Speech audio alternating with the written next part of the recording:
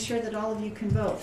Okay, everybody, we're ready to start the Heber Light and Power Board meeting. Today is March 26, 2025. It's now 4:08 p.m. I want to welcome all of our board members, online or in person. In person, we have Kevin Payne, Kendall Crittenden, myself, Heidi Franco, and Brenda Christensen. Online, we have Sid Ostergaard and Aaron Cheatwood that now can speak in here.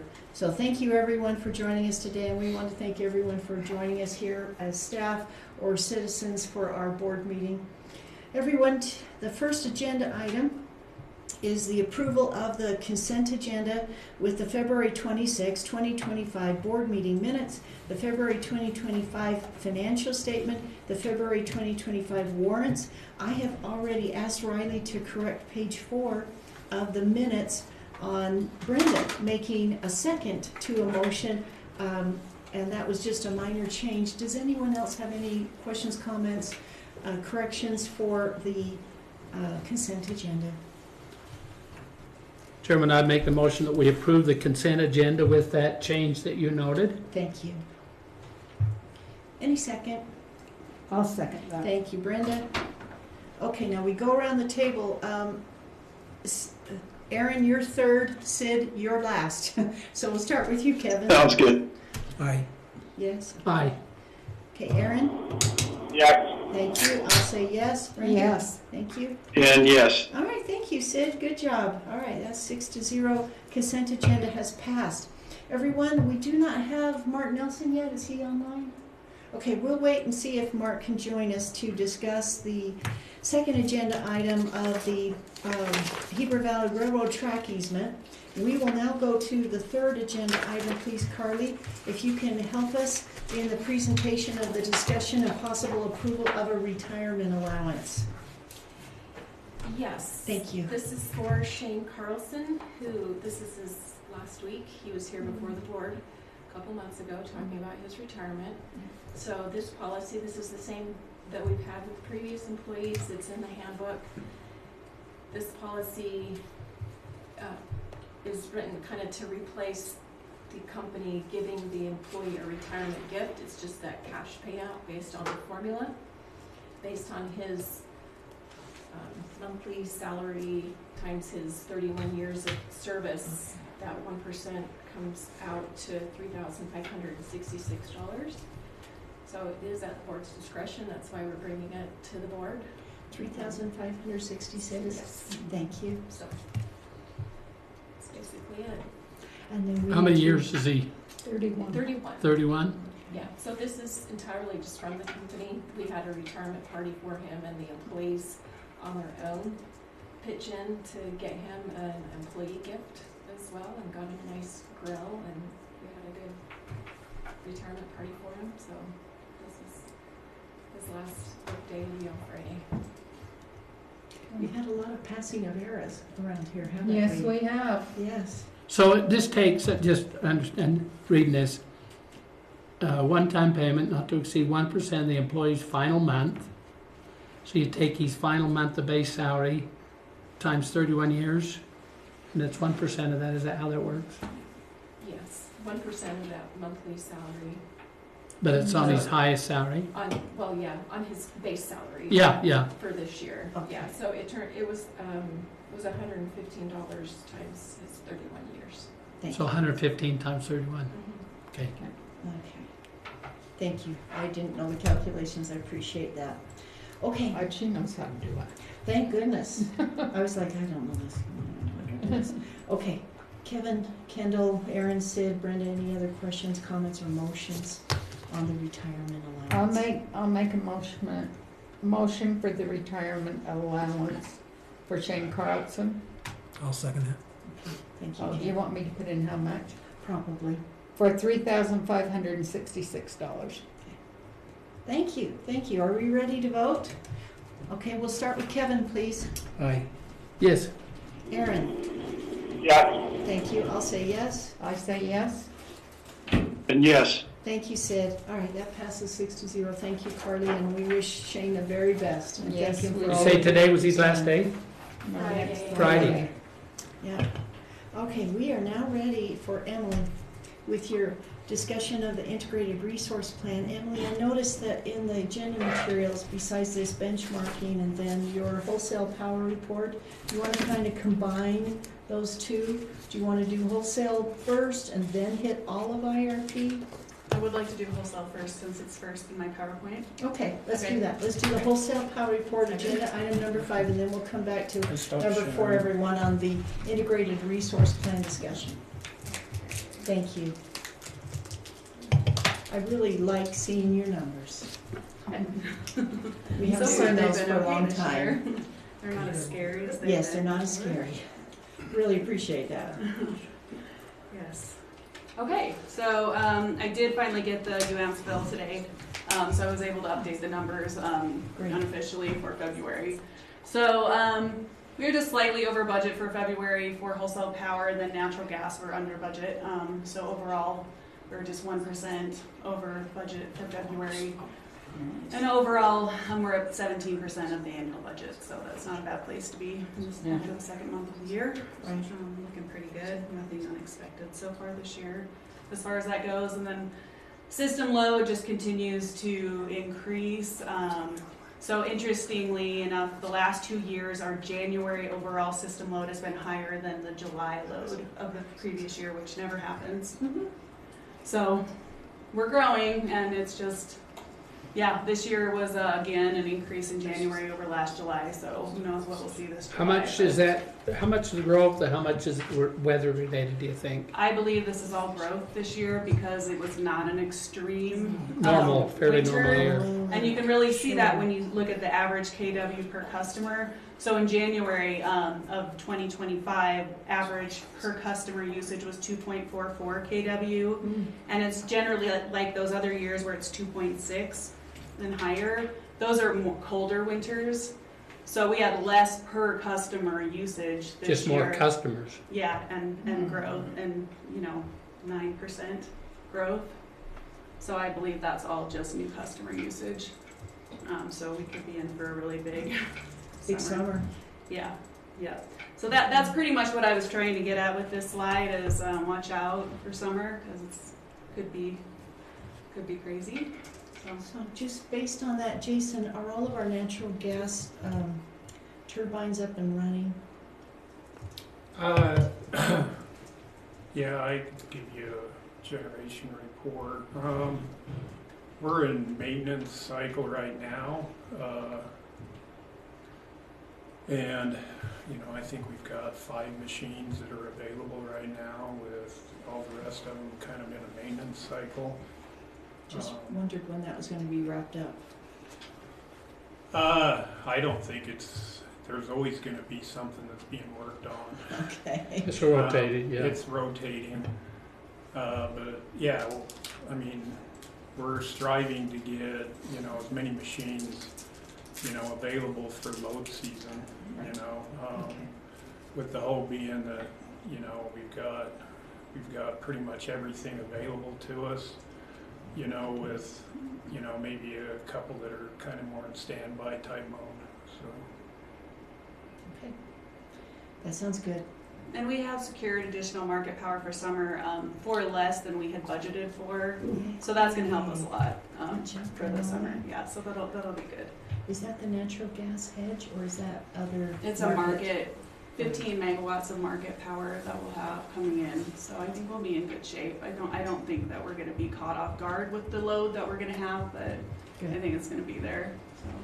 That would be fantastic. Yeah, what we pick up, Thank you. 10 megawatts for June And for and Morgan 5 Stanley, yeah, and then 5 more from Idaho. Idaho Falls. So 15 for Oh, July, good. August. Very good. For That's July, great. August. Mhm. And then 10 for June. June for just the 10, right? Mhm. Yeah. Yeah. Oh, thank you for helping us be prepared. Way to go. Yeah, we'll be in good shape. And then if there's no questions about wholesale power, I can move on to the IRP. Anything else, anyone? No. All right, we're moving on to IRP now. Aaron and Sid, And I really just wanted to kind of let you know that we're kind of kicking off an IRP update, so this isn't by any means like the final IRP, this is just letting you know that we're starting that process. It's something we do every 2 to 5 years, just depending on what's needed. We have had changes to the portfolio, we've had changes to generation, you know, in the works, and obviously our load profile is changing. We have new rate structures that, you know, could potentially shift some of our load shapes, and so I think it's a good time, along with the net metering and feed-in tariff customer rules changes that we have going on. You know, so it's a good time to update and just kind of consider what's changed and look at what we need to consider going forward. So we'll be beginning that process. Last time I did kind of a full-blown IRP. You know, usually it includes a customer survey and getting customer input, and also, of course, stakeholder input from the board and others. So, you know, I'll be sending out a survey and, you know, asking you all what your goals are, you know, as far as sustainability goes and reliability and all those things, you know, risk and all those things. So we'll have those conversations over the next few months, and hopefully around October have kind of a final plan to present to you all for your approval. So, and I'm happy to take as much of participation from any of you all, you know, as much as you'd like to be involved, you know. Now this one you put in the packets dated the 2024 benchmark, right? That is This- yes, this is our reliability report that we get from the APPA. So Jason's gonna go over that then? Jason can certainly go over it. It's just, yeah, whatever you would like. The integrated resource plan is a little different. Yeah. That was the heading on the, Oh, going into maybe it this. was. I'm using my PowerPoint, so maybe it was backwards in the. Okay. could have been. That's what Yeah, I go was- ahead. Okay, sorry about that. Okay. Yeah, this is just IRP kind of showing you the timeline of what that will be. So. Is that going to come back online? Can you bring that back up again somehow? Sure can. And I have a off-tangent question, but Sure. I think it's pertinent and it can help us, I hope. Because right now, I think if we reach out in May for stakeholder engagement, we're going to get a lot of negativity given the recent rate increase. Okay. I think if we could do, I mean, when I was looking at my bill, right, that came and I paid this month, and in the corner it said 13% rate increase now in effect, right? That was like a big slam. You know, our Yes. customers are so not happy about that, and I'm getting feedback through the mayor's office. But I'm saying, could we say something in that corner piece before we start to do stakeholder engagement, right? Could we say something like the first, what was it? What's that block, that 1,000 kilowatts, I think, block that we did not change the price on, we kept it low, right? Could we say something like that, your first 1,000 kilowatts are the same price as last year? You see what I mean? I do. Little PR. We have an email going out. Oh, good. So that should be Can you coming out send in it the to next, us? yes, of course, So yeah. that we can send it out to the complaints that we're submitting? Yes, and it should go to every customer, and we can definitely send it to you to also Yes. distribute. And it would explain the reasons for the rate increase, and then also the rate design changes, and kind of hopefully explain to customers that they do have some control over their bill. It sounds like that's getting a longer and longer, right? Okay, so you want something short? I would like something short Okay. with that message at the top. Sure. Your first 1,000 kilowatts Okay. are the same price as Yeah. last year, Okay. right? Maybe that message, then the other information I think needs to be there though. Yeah, For but then those that down wanna below, delve in. If you want to save more money above that 1,000 kilowatts, right? Here's some things to do. Here's the Okay. things to do, right? And make it really bulleted, not just one big massive, because Okay. nobody reads those things sadly, and then They they just, no, sadly. Still keep doing it though. Yeah, but Yeah. I think that top line should always say that. Okay, And even if you have to send out, you know, first notice, second notice, third notice, that's fine. okay, But we've got to be able to explain yes. before we get, That's a great point, yeah, that's a great point. That could definitely color people's responses to a survey, yeah, for sure. yeah, and they'll be frustrated. It's not until May, I understand. You But, can make any timeline you want. There's, okay, So, that's good to know. Yeah. We might need to wait a little bit, but let's see how we feel next I'm month about happy to help timing and. you with writing too, just to kind of look at it from, I think, a citizen perspective, or any of you are welcome to look at a draft too, because I think that's going to be a continuing issue given what we said in the one bill. And we have a lot of changes coming in our rates. You know, we've been working on the website and just Okay. putting them on the website, and it's a lot.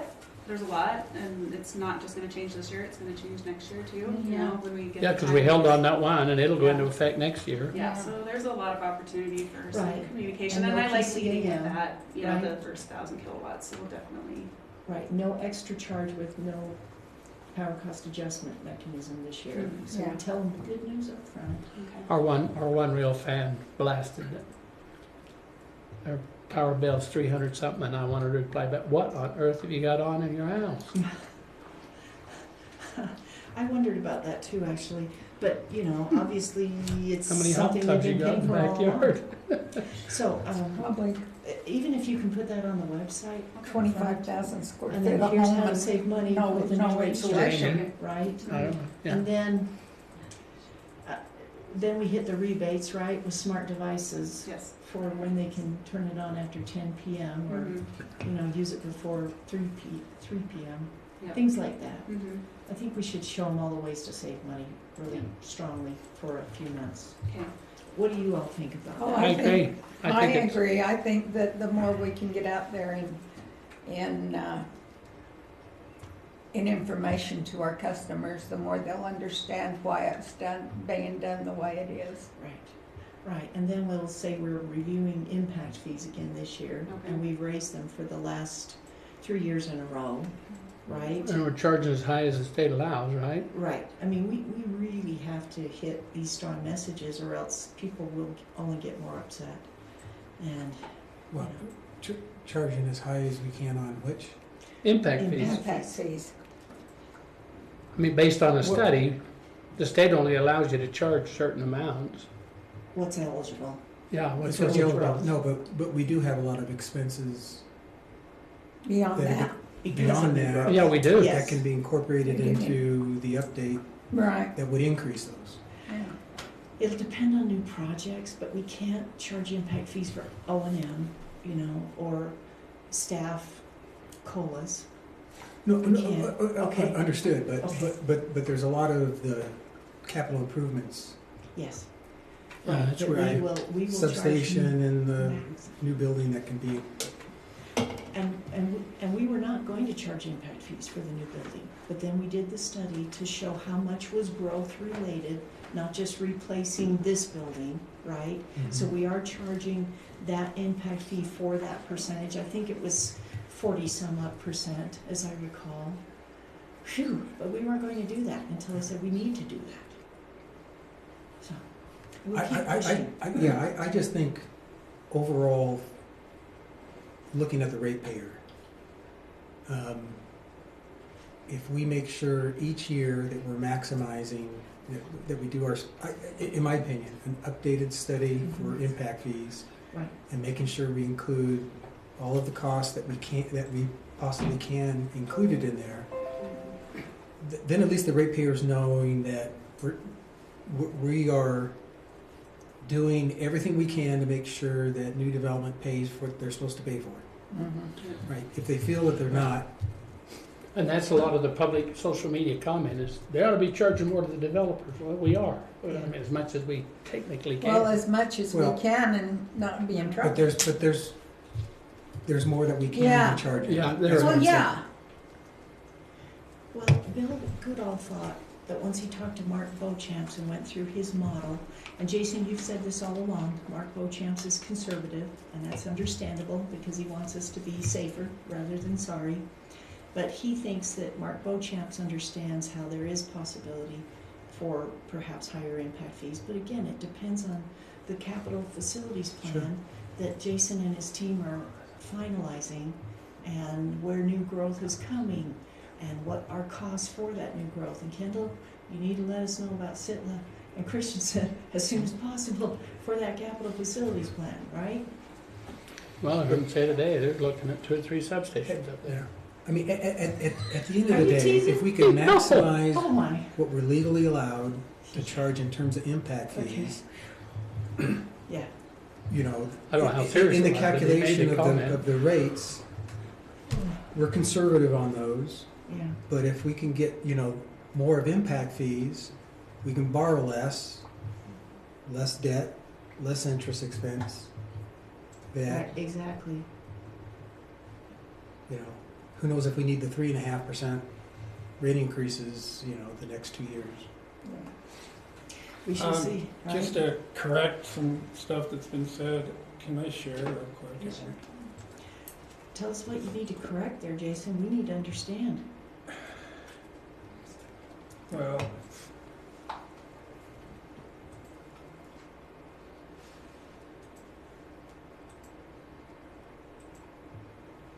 I just wanted to make sure everybody was aware that this is what was presented Oh, so we did last raise it. month. We did raise it. So A this, cent. yes.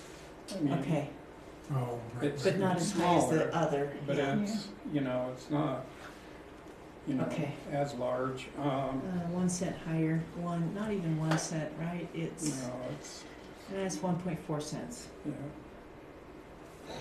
So. Okay, sorry. Thank you. I knew it was close, but I was hoping it was the same.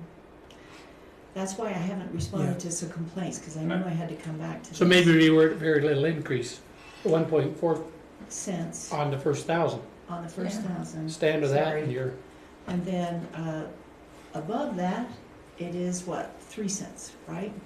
Wait, Jason, can you just show that? I'm just. Yep. Sorry. No, you're good. If we could put it in the cent range, that helps me feel better.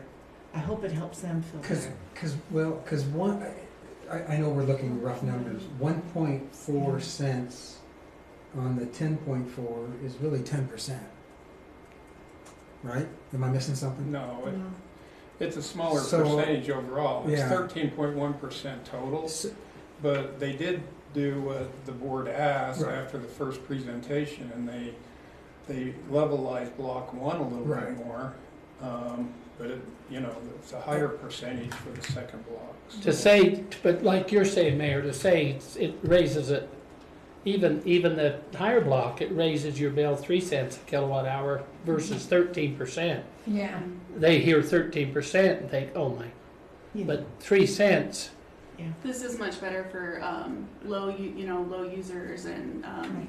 you know, if Yeah. you have fixed income and you're kind of consistent with your usage, it's not going to impact you like it is going to Right. those of us with kids and I'm just, when I look at it and say, okay, if the first 1,000 kilowatts is only increased 10% out of the 13, 1 cent sounds a lot better.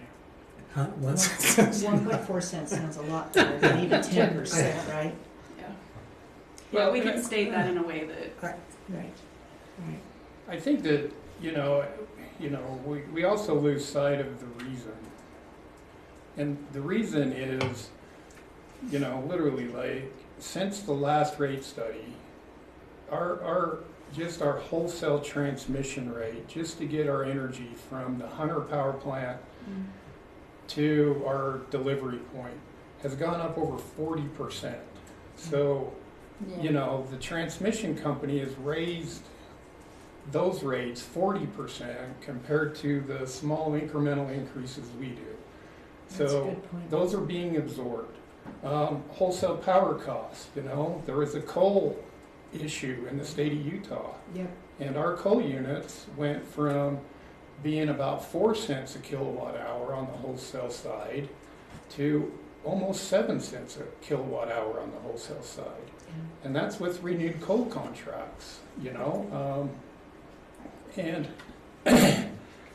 I mean, so wholesale power costs, there's just a lot of things that are just completely out of our control. We are not at the table negotiating coal contracts.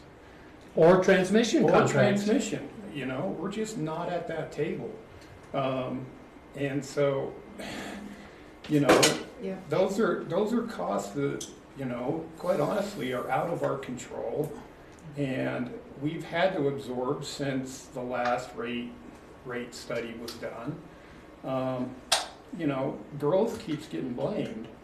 But even without growth, we still would have had to absorb those costs for our current customers. Yeah. You know, because I think we as a board understand that. We gotta do the best we can to help the public understand Understand where you wanna keep your lights on. This is Yeah. what we're gonna have to do. We have no choice. And we can maximize impact fees, and we have been doing a really good job, and this board has been doing a good job of maximizing impact fees. You know, the growth pressures on that are really, that can't be absorbed by impact fees is the additional staff we've had to add, And we can't charge impact fees for that. The Yeah. additional resource that we've had to go out and buy, we can't charge impact fees for additional resource. And so, that's where the growth pressures are. The impact fees just don't help. They do help build the next substation. They do help build, a reconductor. But let's take the Timber Lakes reconductor that we just put in the capital plan, with some modified numbers. Timber Lakes is a growth area for us. And we got a reconductor that at about $1 million price tag. But the only thing that qualifies for impact fees on that $1 million price tag is the additional wire size from what we're going to the next wire size. So it's not 100% impact fee related. It's about 30% impact fee related based on the statute. So 300,000. Yeah. It's just like when we had to replace that water system up there. Yeah.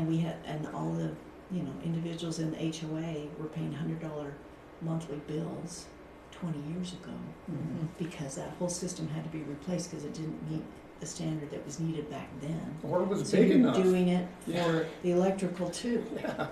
Yeah. No, and that's just those things that we just always need to keep in mind.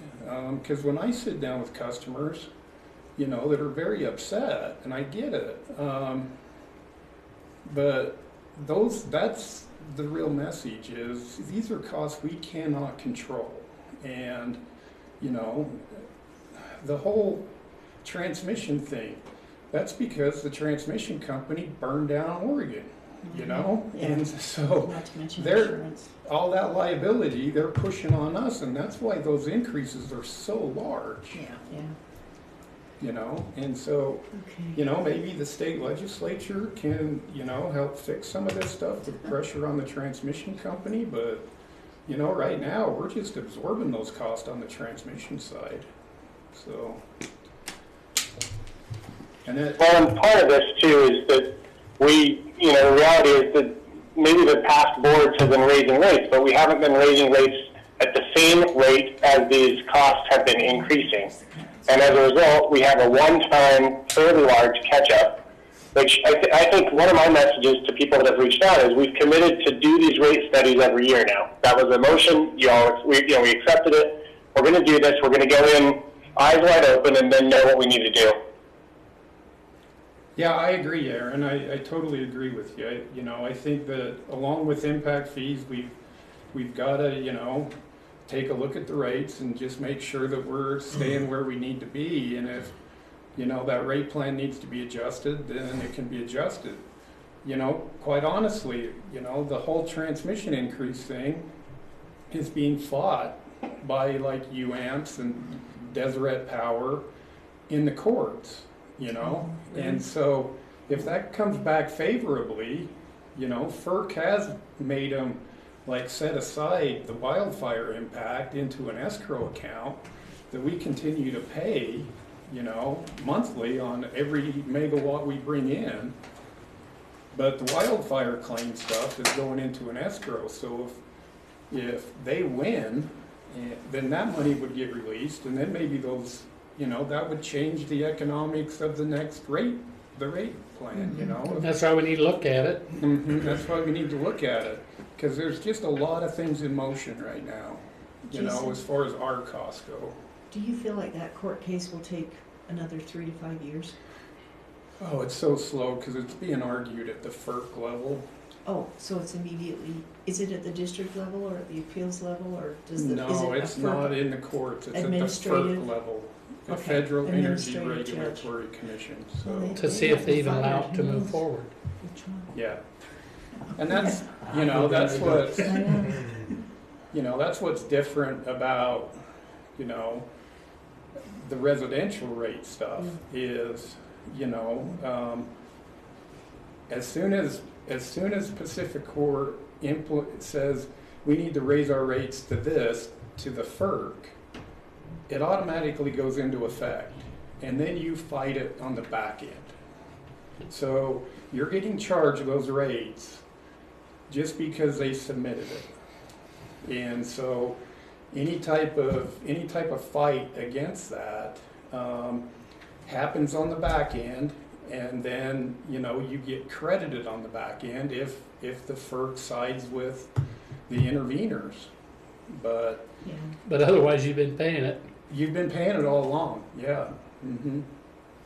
I think there's a lot of very good reasons that we need to make sure the public knows, right? Yeah. And one way to do that, and I can talk with you about graphics, but is not to put them in a text or even a bullet point, but have like different boxes with different colors that say another reason of cost, another reason of cost, another reason of cost. So they can kind of jump around, if that makes sense, and you say, oh, that's bad. Oh, yeah, that's bad too. You see what I mean?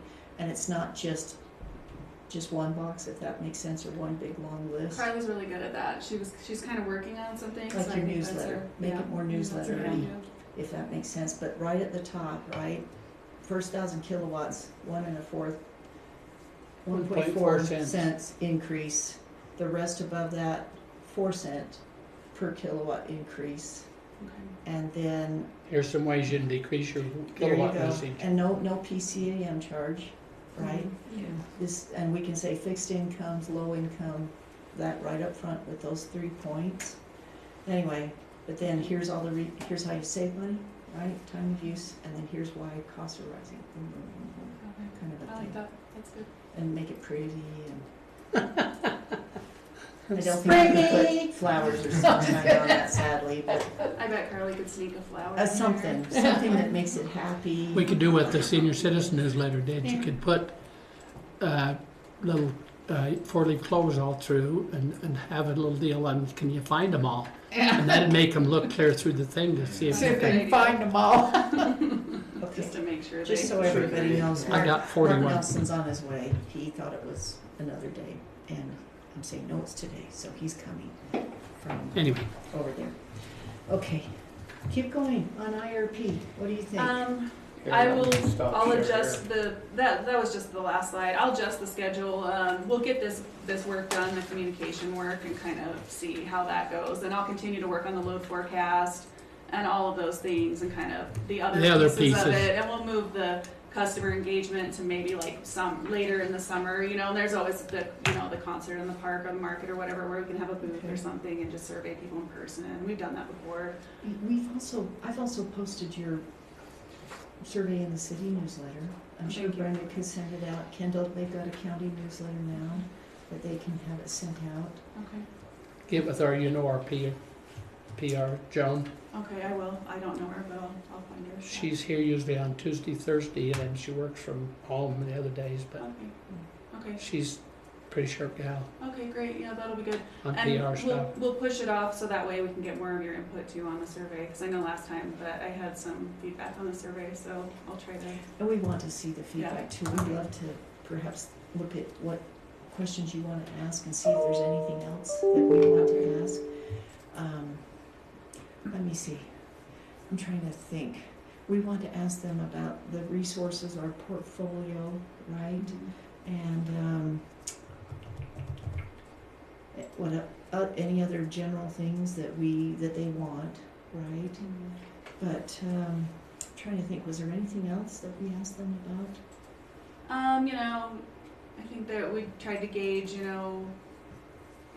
how committed they were to renewable energy versus low cost, kind of Right, where the right. scale is for them, would you prefer a lower cost bill or would you prefer 100% renewable energy kind of a thing, kind of questions like that.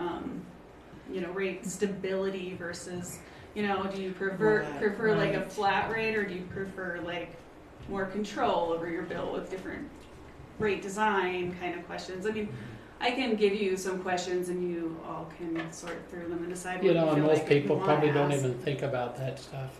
Yeah, and they don't. And that was kind of the feedback I got on the questions last time was like, maybe these questions. Is aren't that even really- available? You know what I Yeah, mean? so anyway, well, we can work more on that before I send it out and, I think Okay, if we can feedback on do it. positive messaging on the bill and on the website for Yeah. at least a couple of months, people will hopefully see that their bills are not terrifically different. Yeah. And they won't feel that the 13% means, you know, $13 more a month or $130 more a month. I don't know. We'll see. yeah, maybe everybody can realize it's sounded We worse. It's a hopefully, couple of than it pennies. was, yeah. Yeah. You know, it's funny. Most presents today are electronically based, right? They use more electricity. Right. A new game, a new device, a new whatever it is, and yeah, that starts to add up, right? Yes. So I do have that reliability report. I don't know if Jason wants to review it during his general manager No, report. go ahead and do Okay. it. Thank you. Okay. So this was under now, everyone, the agenda item number 4, the annual benchmarking report, reliability tracker, please, Emily. Okay. So in dispatch, we are always collecting data on every outage that we have. And so as we gather that data, we also upload it to the APPA, the American Public Power Association, where they take that data and they compare it to other utilities. So the first thing that they do is they put us into a category. And so we're in the largest category now since we've grown. We are in it's like 14,000 customers and above category. So the largest category, and we're in region 1, so kind of the Midwest there. We've got, Colorado and other states that are similar to us. So that's who we're compared to in their report. And then, I don't know how this got out of order. But basically, sorry.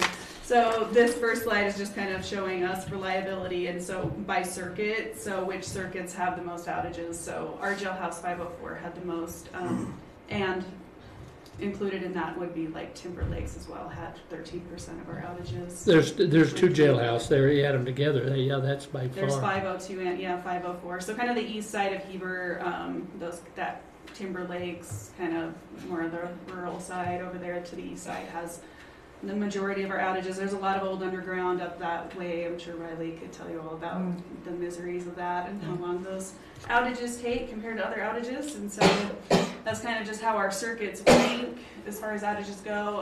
I should have included a map so you could really associate that with the location. But jailhouse is kind of the east side of Heber, and so that's the worst. And then, Midway is on there as well. That might be, So if you look at this, then Lake Creek 601 is looking at LC 601, that 13% is looking directly at the Timber Lakes community. So there's a lot of dig-ins in that area. And it's kind of an aged underground system as well. So any outages up there, generally take quite a bit of time to fix. And keep in mind, Timber Lakes was a system that we inherited from Rocky Mountain Power. correct. Yeah. That's another PR thing with the public. You see a lot pushing. We need it underground. Even transmission, which we know, but Yeah. I think maybe some PR that, underground's wonderful, but is it? But is it? Is it? Right. It sure takes a lot longer to fix when Yeah. the power goes out. It's not as reliable as you might think, that you don't have the wires. Yeah. So on those 3 jailhouse circuits as well as the Lake Creek, are they all separate outages or are they combined given the east side? These are overall. JH 502, so that's the circuit that feeds up, it literally feeds all the way up to the top of Timber Lakes, up the Forest Service fence. Okay. It's got a separated reclosure at the Lake Creek plant that looks directly at Timber Lakes. But it's our biggest circuit, so it spans the most miles. There's more area for there to be disruptions on that, and it's very wildlife prone. But there is also a lot of building going on in that area. especially east of Mill Road. And so we do get a lot of interruptions based on just that. So the 26 of Lake Creek is not part of the 43 of 502 on Jailhouse? Right. No. No. It's not, okay, Them are, So you add those two Those are together, which are up separated there, out. it's a big number. Yeah. okay. Yeah. Well, I had no idea that Timber Lakes was this bad. oh, yeah. Is that part of that, Seriously. that reclosure thing you were talking about a while ago? Is that You gonna add help all with those this? up. The Some of it, reconductor- maybe. A Yeah, lot of these are reconductor. dig-ins, and you'll see that in the next slides. A lot So- of these are contractors digging into our lines. But it's not all of Timber Lakes when those dig-ins happen. It's just for this A particular. lot of Yes, times it it is. It's all is. Timber Yeah. Lakes. It's Oh, all for of Timber goodness Lakes sakes. until the guys can get up there and isolate where the actual problem is. Do we It need takes more SCADA hours. up there? To I be able don't to know that isolate it that would- And faster? that's why we have that Lake Creek 601 reclosure, so that at least it isolates just Timber Lakes and it doesn't take that whole circuit out of power. Oh I mean, my that's goodness. been a major improvement over the last, 5 or so years. Good. So we Good. have narrowed it down considerably to who's affected, but it is usually, and they're pretty good. I mean, the first thing that Riley does is they try to isolate it, right? Mhm. So you may have a short outage for all of Timber Lakes, but the first thing they're gonna do is try to narrow it down to just, that section, so maybe you have 5 out for longer. So that, they're really good about that, just trying to like minimize the impact right away, and then we work on it, but. I'm assuming most of the dig-ins are happening during construction season? Yeah. Okay, so that means on average, they're getting 4 to 6 outages a month up there in Yeah. construction season? It's Yeah. not bad. Ah, This, really? this summer, they were putting communication lines in Timber Lakes, Yeah. and they were direct boring it all, and they hit Or us. right through line. They bored right through the same line twice in the same day, So you can get and then the electrocuted? next day they did it again. So we were up there. Boy, I'm so glad we put that new Who, cost we thing bill them, in I'm place. assuming, We for sure built them, yeah. but it's still, But it knocked out all the Timber Lakes But- every but- time they did it. Yeah, Until we that's, could get it figured out. so then the people up there are without power for 4-6 hours possibly, for something that if we had overhead, it'd be took care of in a couple hours. With the amount of trees up there, you never know with the overhead. Well, but that's what I'm saying, the difference between underground and overhead. I mean, you could have the same thing here, we could have everything here underground, but if it's overhead, it's repairable faster than underground. I mean, Overhead's underground, di- you can see it overhead, so you Yeah. can fix it faster. Yeah. For sure. yeah, There's pros and cons to both, overhead and underground. I mean, more wildlife stuff and that with But they overhead. definitely can't see it when it's underground. We That's definitely why cannot they dig see it into when it, it's right? underground. Well, at least we don't have to pay for tree trimming up there. 12 hours they was out that one year, wasn't they, on New Year's Eve, wasn't it 12 hours, Jeff? It was Christmas Oh. Day. I mean, Really? we're getting into Christmas spring Day. and with the runoff, if there was any nicks that those boring companies did that didn't cause an outage, Yeah. they're When gonna that be, water they're hits gonna it. be exposed when, Yeah. that ground gets saturated Yeah, around. they were So out we're without power, they anticipating were some- so, for like 12 some more hours, stuff, because they had to bring so. stuff in to find it, because we don't have. And dig it this. out. So we So- can so- find Christmas it Day? in Timber Lakes in December too. If I understood you correctly, so if that happens, I mean, are we charging them back for? Yeah, we did. Remember how we set that Well- policy and the fees and No, rates? no, but he's talking about, A nick. Like A if nick if that they don't nicked catch. it and didn't catch it, Oh. you don't catch it until the summer. and then in the runoff, we go up there and find, because we're not gonna be able to tell necessarily that some equipment hit it, it's gonna be a cable that's just eroded away, Mhm. and there's no way to like point any fingers, like we know that, that boring company was up there working and they probably nicked us, but you can't prove it at that point, so. Well, let's kind of keep track of those kind of costs, and let's see what else we might need to do up there. Thank you. And make Thank sure our you, Mark. reimbursement on the other, we've got a cushion to cover that. We might need to ratchet that up some more and Yeah. continue to ratchet Yeah. it up. Right, Yeah. right.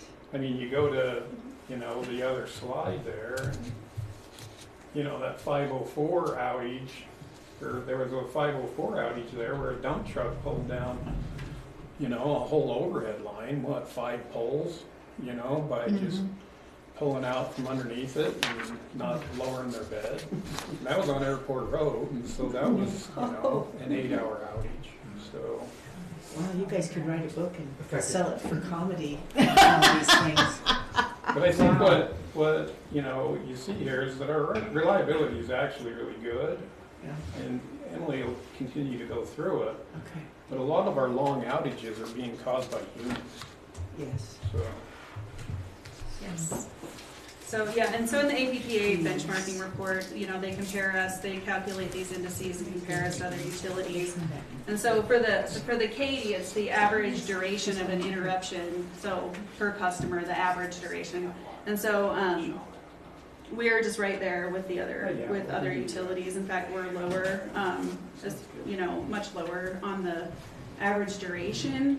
And then if you look at the AC, which is the percentage of time that we're available, we're right on par with everyone else. So even maybe a little bit better. So we're definitely right there with the rest of the industry as far as the duration of outages. To me, this is a good thing to condense down in one of those boxes, right, that we want to send to the public, that we have shorter interruptions of service, you know, almost by half, not quite, but a good 40%, probably less, than other municipal or, you know, smaller energy companies in our classification.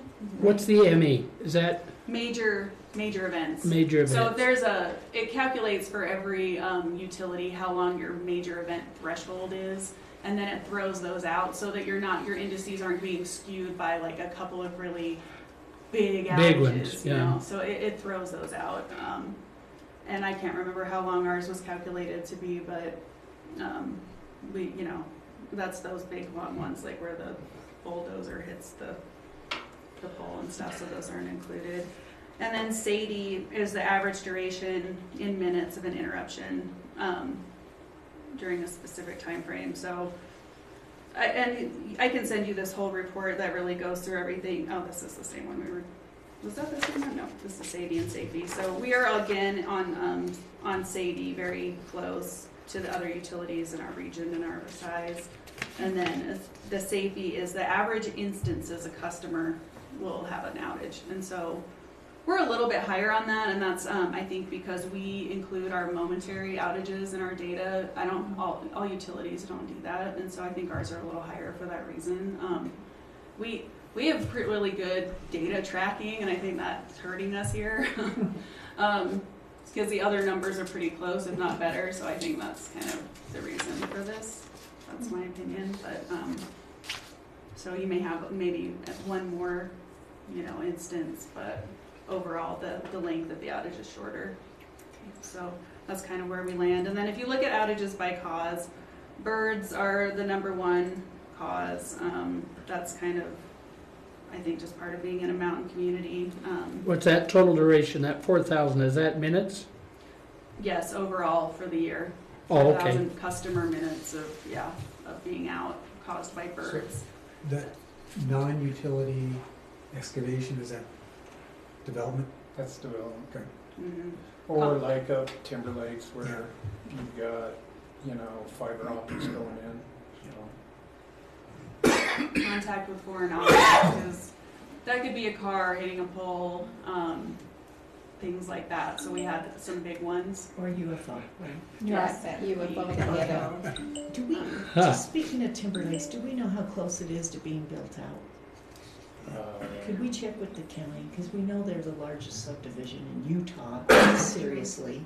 Yeah. But do you know, Kendall? I could ask, I don't know. I'm just wondering how long this is going to go That's a good on. question. I have never considered that. There's still several thousand lots available up Okay. there. Well, Red Okay. Lakes has just got, how many left? I think they've got around 500 left. But they change things on occasion too. So, you know, they have more open space Combine. than what's required, and they may, you know, I think there's some negotiations going on right now, so it's hard to always know. we were picking I'll up ask on and see if before. Deb knows. Just, I mean, if it's several I talked thousand, to it's a gonna real- take a while. I talked to a real estate agent up there that's up there, had some lots for sale. I asked him, this has been a couple of years ago, but he said there was around 10,000 available there, but, you know, probably only about 3,000 that would actually perk, and you could actually build a I didn't house even, on. I didn't realize it was that big. So, And then because the there's a rest is- lot that, Mhm. you know, they just can't build on, so. Yeah, Okay. so Well, it'll that's probably gonna never go on. fully build out what's there, because, Not unless just because of, the county changes some rules on perking, or, you know, or it's technology improves, all that stuff or something. So sorry, that's gonna go on for another year We love Timberlakes. more. especially in the winter. Okay. Or just to be clear, the total duration, it's like the number of customers for that outage times the length of the outage. So the overall customer minutes is what that duration is. Oh, okay. So they look like big numbers because of that. It's not like the length, the total just of the actual outage, so it's customer minutes out. So if you just look at it on a percentage basis, non-utility excavation is the biggest, which is just, it's crazy. It's been a little out of hand, so hopefully, now that our charges are higher, we'll curb that a little bit. I don't know, we'll see. Maybe some Maybe they'll be a little more contractors careful. are getting educated. I don't know. Trees have gone down considerably since Jason started having them do the full system, you know, trim. So that one's gotten much better. Vehicle accidents on there, 6%. That's always fun. That can happen in the winter a lot too. Just people sliding into poles and transformers.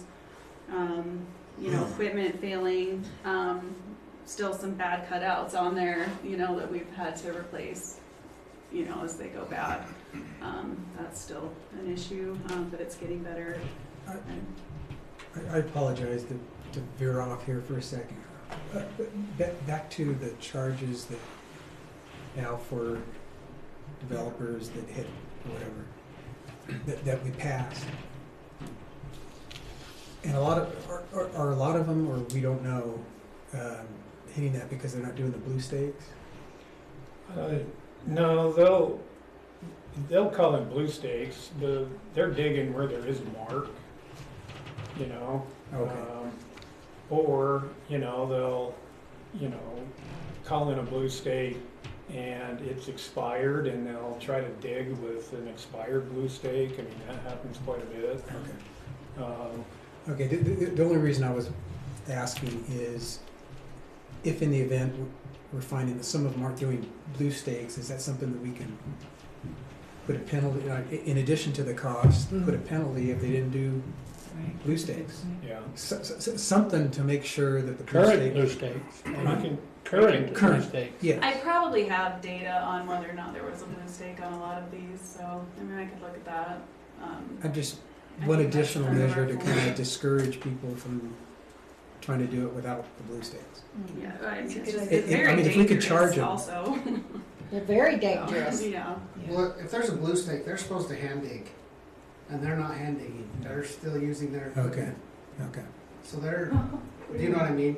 Wow. Those are the rules. If there is mark, as you get closer to that, you're supposed to hand dig, but there are no hand digging. So, again, I'm not trying to get No. completely off topic, but can we not, whatever they're supposed to be doing, the blue stakes, not digging, you know, digging by hand, those type of things, can those be clearly delineated whether they did or didn't, and therefore if they violated or didn't do what they should have done, Right. in addition to these costs, in my opinion, there should be a penalty.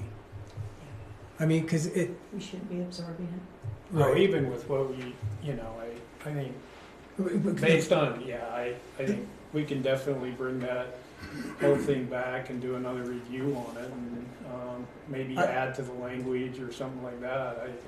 Basically, can we add a penalty when they didn't do what the regulations state they have to do? In my mind, if they just keep making mistakes and keep cutting the corners in hopes that they're not gonna make a mistake, we're gonna continue to have the same Like the one that hit it 3 problems. times in Start 2 penalize- days. Yeah, Yeah. put a severe penalty on those that don't. Yeah, If we can clearly determine that they didn't. Well, it sounds like even if they're not hand digging, then that's what's happening. I mean, none of these were because they were hand digging, right?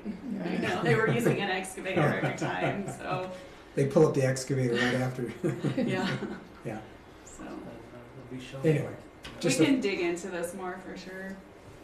Oh, No pun the guys can tell you some horrible horror stories. I mean, just north of town and all those developments north of town, we had an excavator dig right through the line. Lineman goes up to like see why the power's out, and there's nobody in the excavator, and he dug right through a energized conductor and just left it exposed with his track hose sitting next to it, and he went to lunch because he figured, oh, I'll just wait for them to show up. Didn't call us, didn't do anything. Like, they had to go find him. I mean, there's just some really bad actors out there that, you'd But love to even press criminal charges against, so. But it just seems to me that there should be, if in fact we can do some type of monetary penalty that's substantial for these things to try and discourage. Yeah. Yeah. And We'll bring it back, and we'll meet with Riley's group on it, and if there's some changes that we could bring back and recommend, then we'll bring it back. get off topic. Okay. Emily, is there anything else on the reviewability? That's really it, and I don't know if the full report was in the board packet, but if it wasn't, I'll send it out. No, I think it was. It's everything you went through, yeah. It's to Yeah. this There's a one. whole report. It's pages and pages. If you would like it, I will send it to you. No, that's enough. It's good if you need to take a nap. I won't send it. Okay, please, yeah. All right, everyone, we're going to go back then in our agenda to agenda item number 2, Sid and Aaron. Well, where it's the discussion and possible approval of the Heber Valley Railroad track easement. Mark Nelson has arrived and he has his engineer here, Lonnie, that he's just bringing in. So we'll just wait a second for him to come. And if anybody could pull up the design that was This, sent, yeah, pull up the design that was sent to us. They might have a more updated design. my question, and Mark, I mean, it's on discussion and possible approval of Heber Valley Railroad track easement. How much of a part does Heber Valley, because I know the one thing we've said, and I've agreed, to keep it off of our site, get it out in the street. So how much do we have to approve? It seems to me that most of that approval comes from Heber City. You're the ones that are having it. That's why I've been bugging Mark to make sure that the city approved whatever design was finally come up with before we came here to say yes or no, if that makes sense. I mean, I look at Because this it's no good if latest, we and say yes or no and the city says differently, if that makes sense. yeah, So has been working with the city extensively, and the city council's let him go ahead to work with the engineer on that. The engineers, I guess, has come to this point. Feel free to come up here and sit down, sir, if you'd like. And Mark Nelson is here, representing Right, over Heber here, Valley maybe. Railroad. And then Yeah. do you want to introduce your engineer, Sure. please? This is Lonnie from Legend Engineering, who the railroad has contracted with to do the surveying and the drawing and to get this project engineering done. Since I was here the last time and Lonnie has come on board, we have met a couple of times with Russ Funk and Heber City, and taken this plan, the one that we had in January when I was back here the last time, and tried to work with Russ Funk as well as with the rail contractor, which we're planning to use to do the rail part of this project. And I think, as I told you, Mayor, that well, Lonnie, I'll let you talk. We'll have the official drawings of this next week, but we have a Okay. preliminary drawing, which I sent to Okay, you, this one, that one. is this the same as that one? Yes. No, No, colored. no. This is different than this one? The one we have in January, this is very different from it, and Yes. it's primarily due to Oh. Russ Funk's Right, Pushback. pushback with the road. yes. Yeah. So just really quickly summarizing, so we're all on the record, Aaron and Sid, if you saw the drawing in the agenda materials, the trail has been moved to the east side, and now the track is going to the existing curb. And I'm gonna leave it at that. It's not Let you coming take into over. the street. It's not coming into the street. You're correct, yes. So the Russ's concerns were having the actual track inside of the pavement of the road. And to alleviate that, he wants the track to be on the west side of the west curb on 600 West. Okay. So in order to do that and accommodate the trail that needs to come down 600 West, there's currently a 5-foot sidewalk on the east side of 600 West. He wants that existing curb on the east side of 600 West moved 5 feet into 5 feet to the west. to the west Mhm. to accommodate a 10-foot trail on that side. So we're not having to narrow the trail down. No, it doesn't look like there is any trail, but we'll talk about that. There will be a trail on the west side of 600 West. The east side? The east side. I said that wrong. Yes, you're Yeah, right. I'm telling you, we have to Yeah. keep our directions Yeah. straight. Well, see, because the I- original was the trail was coming down here, it's on the east side. Yeah, It's talking about crossing over here, and I've always said, why not leave it there for another block before you Exactly. cross over? exactly. And even if it has to go down to 5 feet for a block, what's the problem with that? Yes, Anyway, yes, Well, and yes. for Heber Light and Power, for your board, when we were here the last time, Kendall, I believe it was your suggestion, but we said, let's put this out into the road and make the road narrower, and you know, I was all for that, but Russ wasn't. but he's apparently narrowed it down, and maybe he took that out Yeah. of parking to make that trail 10 feet, and okay, if that works, He did, then that will have to be no parking on that side, Yeah. I would imagine. So, well, probably both sides. Well, Yeah. just to make sure, and I apologize because I didn't have access to my emails all week, and so I'm just seeing this the first time. Okay, So I okay. apologize.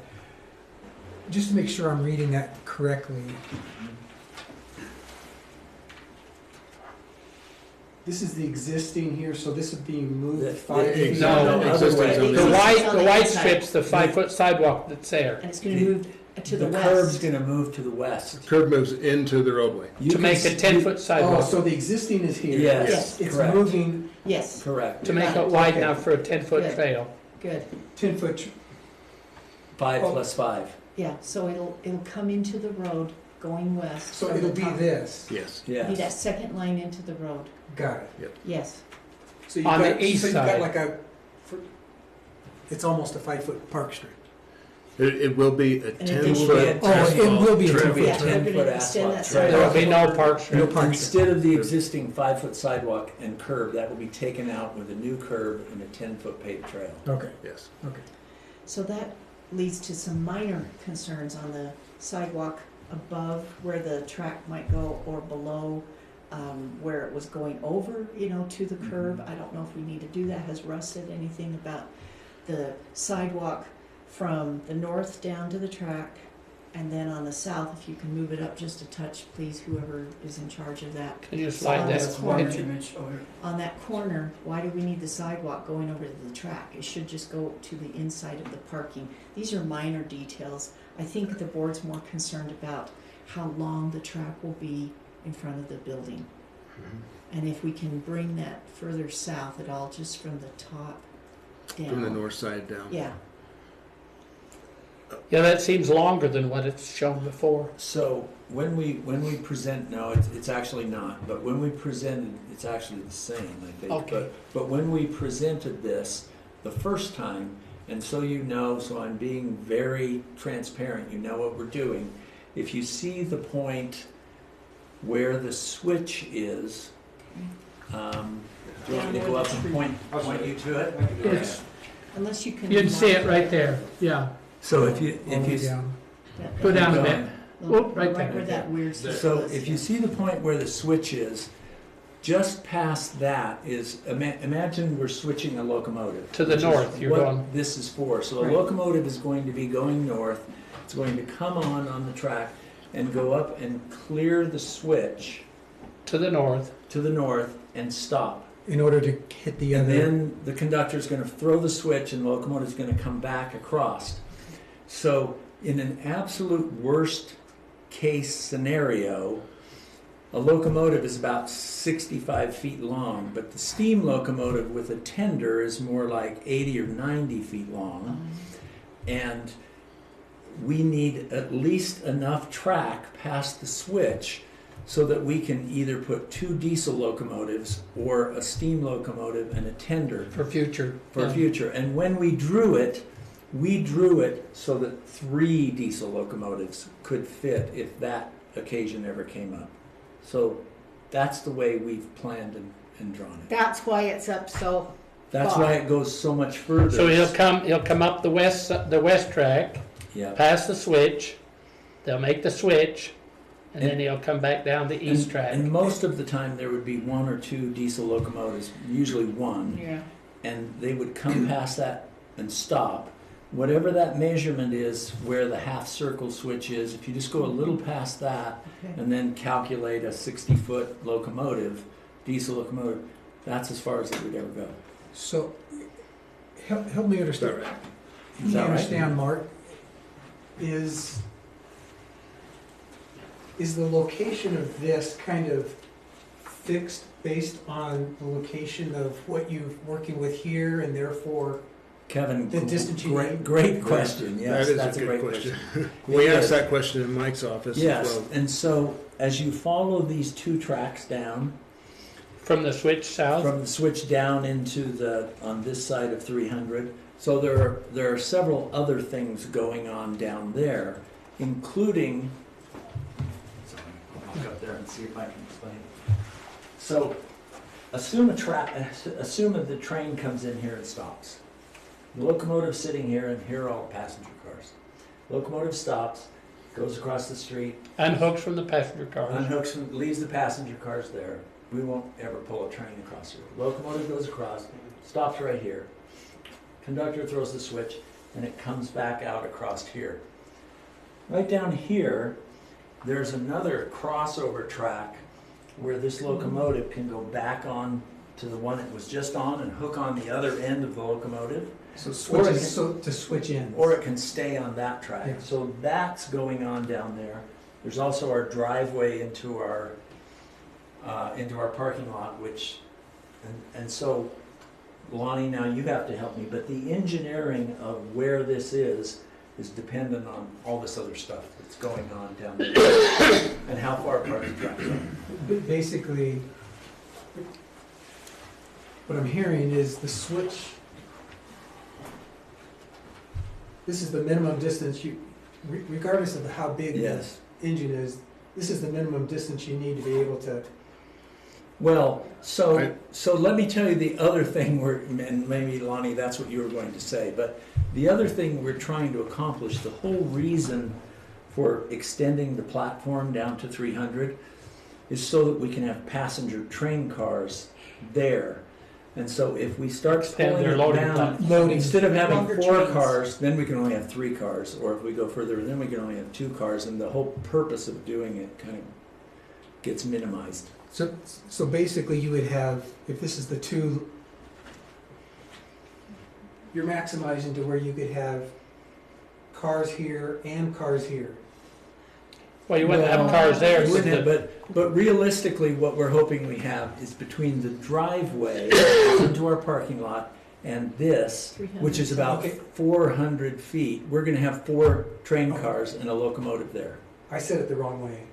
With the train cars here, Yeah. okay, you've got to have the ability to have an engine to go around Yeah, that they're car, they're right? far enough apart so the locomotive can get past. Right. It's the minimum Right. distance. Those tracks beyond there can be fairly close, but where you're passing passenger cars, you gotta have the width to get past them. Right. And I did specifically ask that question to the rail designers about the location of that switch stand, if it could move further south. And Mark is correct, that track geometry needs to stay a certain, going around those So curves. looking at this, the only impact this design is having on Heber Light and Power's property is the visual. Technically, you're not coming into Heber's, because you're still showing the bushes there, you're still showing the well, full I parking. doubt they want trees next to a track like that.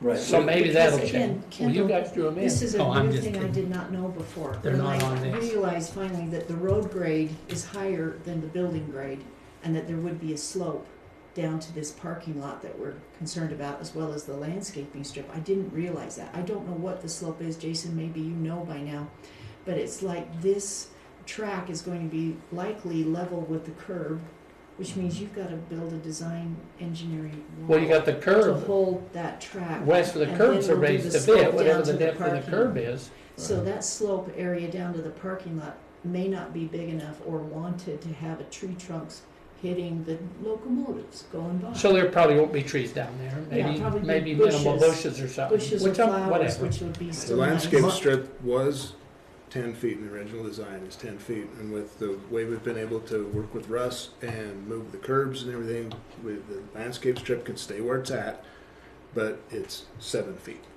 7 feet, So- okay. So are the tracks, I can't recall, are the tracks relative to the asphalt here? They're grade. They're higher. Yeah, they're about that much higher. than- Okay, The depth of the curb technically, Yeah. And okay. more. So does that and a little mean, more maybe. does that mean across here is gonna be raised? No. They will be at the road level, won't They will be at the road Oh. level, but we are gonna need to make some adjustments in that road level to get to be able to get that Right. up high enough to To where the make the tracks are. you won't geometry dig- work. Yes. You won't So, dig down into Is the the road? road level gonna be raised? I'm not Well, following, this is new to me, so yeah, tell me, Lonnie. because if this is higher here, right, then And then look, how does it get, Now, I have to qualify myself with one thing, is we got the survey done yesterday. And so part of my job is to go back and take that survey and profile the existing tracks and send that back to the track designer. And And let Okay. me add, we're taking out all of our existing tracks clear past the driveway for this reason, so that we can get the elevation correct. You as it mean the crosses driveway on the strip. south end of your lot? Yes. yeah, okay, Yes. that makes sense. So, So- yeah, So we're taking out 400 and more feet of tracks as part of this redo project. the grade and And then To then relay get the the tracks. elevation correct for the road. And to the mayor's point, or issue in terms of the grade, yeah. do we have an idea, ballpark, as to what the park difference in grade level of the parking versus The railroad. the railroad? Is there gonna have to be a wall, a I mean, retaining is it, wall are we along there? talking that 1 puts feet, your- are we talking 3 feet, or what are we? I don't know that information yet. We're still in the Okay. preliminary design of the grading of it. Going across the intersection, I would say our vertical difference is going to be 6 inches or less there, and any regrading we have to do at that intersection. And That's good for the big trucks that come in and right, such. yes. So you don't know whether, as it goes on down in front of the Heber Light and Power, whether there'll need to be a retaining wall along that parking? I doubt that, because with the prism of the track bed, we do come outside of the track to the end of the ties, and then we have the ability to do a 30% slope back down, so we can get back to grade pretty quick there. Okay. So this is probably, not to put you on the spot, Jason, do you know what the grade differential is between? The parking lot? Well, Lonnie, in No, your we- research, don't you know what the per- parking per lot the elevation plans. is, don't you? Grade differential Where that- between I- here where the and the parking- parking, is it substantial, is it? Do, but the Well, I know on the design that current Epic civil, did is on a different vertical I don't know pattern what that, than you I don't know apply. what So I that need to make that distance is, adjustment and before I can say for sure. I haven't worried about it until we finally get some, you know, surveyed like numbers so that we can actually go back to our civil engineer and like say, okay, what's the ramifications of this? Right. Because, you know, I gotta go to our civil engineer. I can't just take Mark's engineer and say, oh, well, we can build it this way, you know? I thought you- Jason, I think from just looking at things, I got the, Well, my excavator and my contractors say there's gonna have to be retention there. It sounds like it's a So, retention. I mean, retaining Okay. wall. just from their eyeball, that's what they're telling me. okay, So- and I can send you over some cross sections that I was given by the track designer that shows that track prism and what that needs to. I would agree with your excavator that the kind of the way this is drawn with just a plan view cross hatch, and they're thinking, well, that's going to have to be flat across there. I would agree with them that looking at it that way, it would look that way. But we do have the ability with that track prism to be able to come off at the end of the ties and slope down pretty steep. So I think we can probably make that work. If not, we're going to be really close. So Lonnie, If not, when you who say pays for the prism- retention wall? When you say prism, you're talking about the entire easement, right? Yeah, if I could have something to draw on, I could kind of show you. We have that right over. Yeah. So does the prism include like a foot on each side for retaining, Not, 'cause the retaining without wall on this, the we- west side as well as maybe a small wall on the east side? Yeah, so if you say this is But a I see what tie, Jason's saying. you've got the And tracks technically from the front of the here building, on the tie. that could maybe slope up some to make that gradient a We're little trying bit to see what less, he but means when he says Yeah. prism. still, Mark, what's the width of the ties we're using here? 6? with the No, rate, no. What- The whole length, thing, the whole yeah. thing is, the ties are 8 feet. 8 feet, okay. to cover both tracks No, So just I've got for each one, 8 feet, and this distance here yeah. is 14 feet here, right? So I've got the ability to come off the end of the tie, and I can slope down on these sides here. You mean you don't think you would need an engineered wall for retention? I'm not thinking we're going to need one, but I will know more in a couple. Better get our two sides together, and make Yeah, sure. we still had talked about a fence, though, that would look beautiful on the Heber Light and Power side and not allow people to go from the parking lot into the tracks. Okay, now maybe because it's gonna be next to a curb, we don't have to worry about that side on a fence. Or if it's gonna be, But, or if 30 I'm hearing you degree. correctly, if it's raised and you can slope up, uh-huh, you may not need the, we may not, but we still wanted to You're keep correct. people out of them, is the point, especially now that they're going to be taller than the parking. Well, It if just you ended seems up, like a weird, it's just a little weird. It's You're- different than when I. if you ended up putting a retaining wall, even if it's only a couple of feet, you Yeah. could easily put some kind of fence on top of that wall too. It's true, it's true. Jason, your original plan does not have does it have a fence between the parking, end of the parking lot and the planter strip? Is there I a don't think fence it there? did. No. It No, was all green I- grass and trail. You know, Okay. We had no need for one. no, there's, you know, it was just gonna get graded from, you know, curb and trail Out to the curb. down Yeah, all the way, Makes you know, sense. to whatever grade there was there. right. You know, like I say, without any elevations, you know, it's hard to tell what kind of impact that's gonna have. I mean, Mhm. the ground is not flat.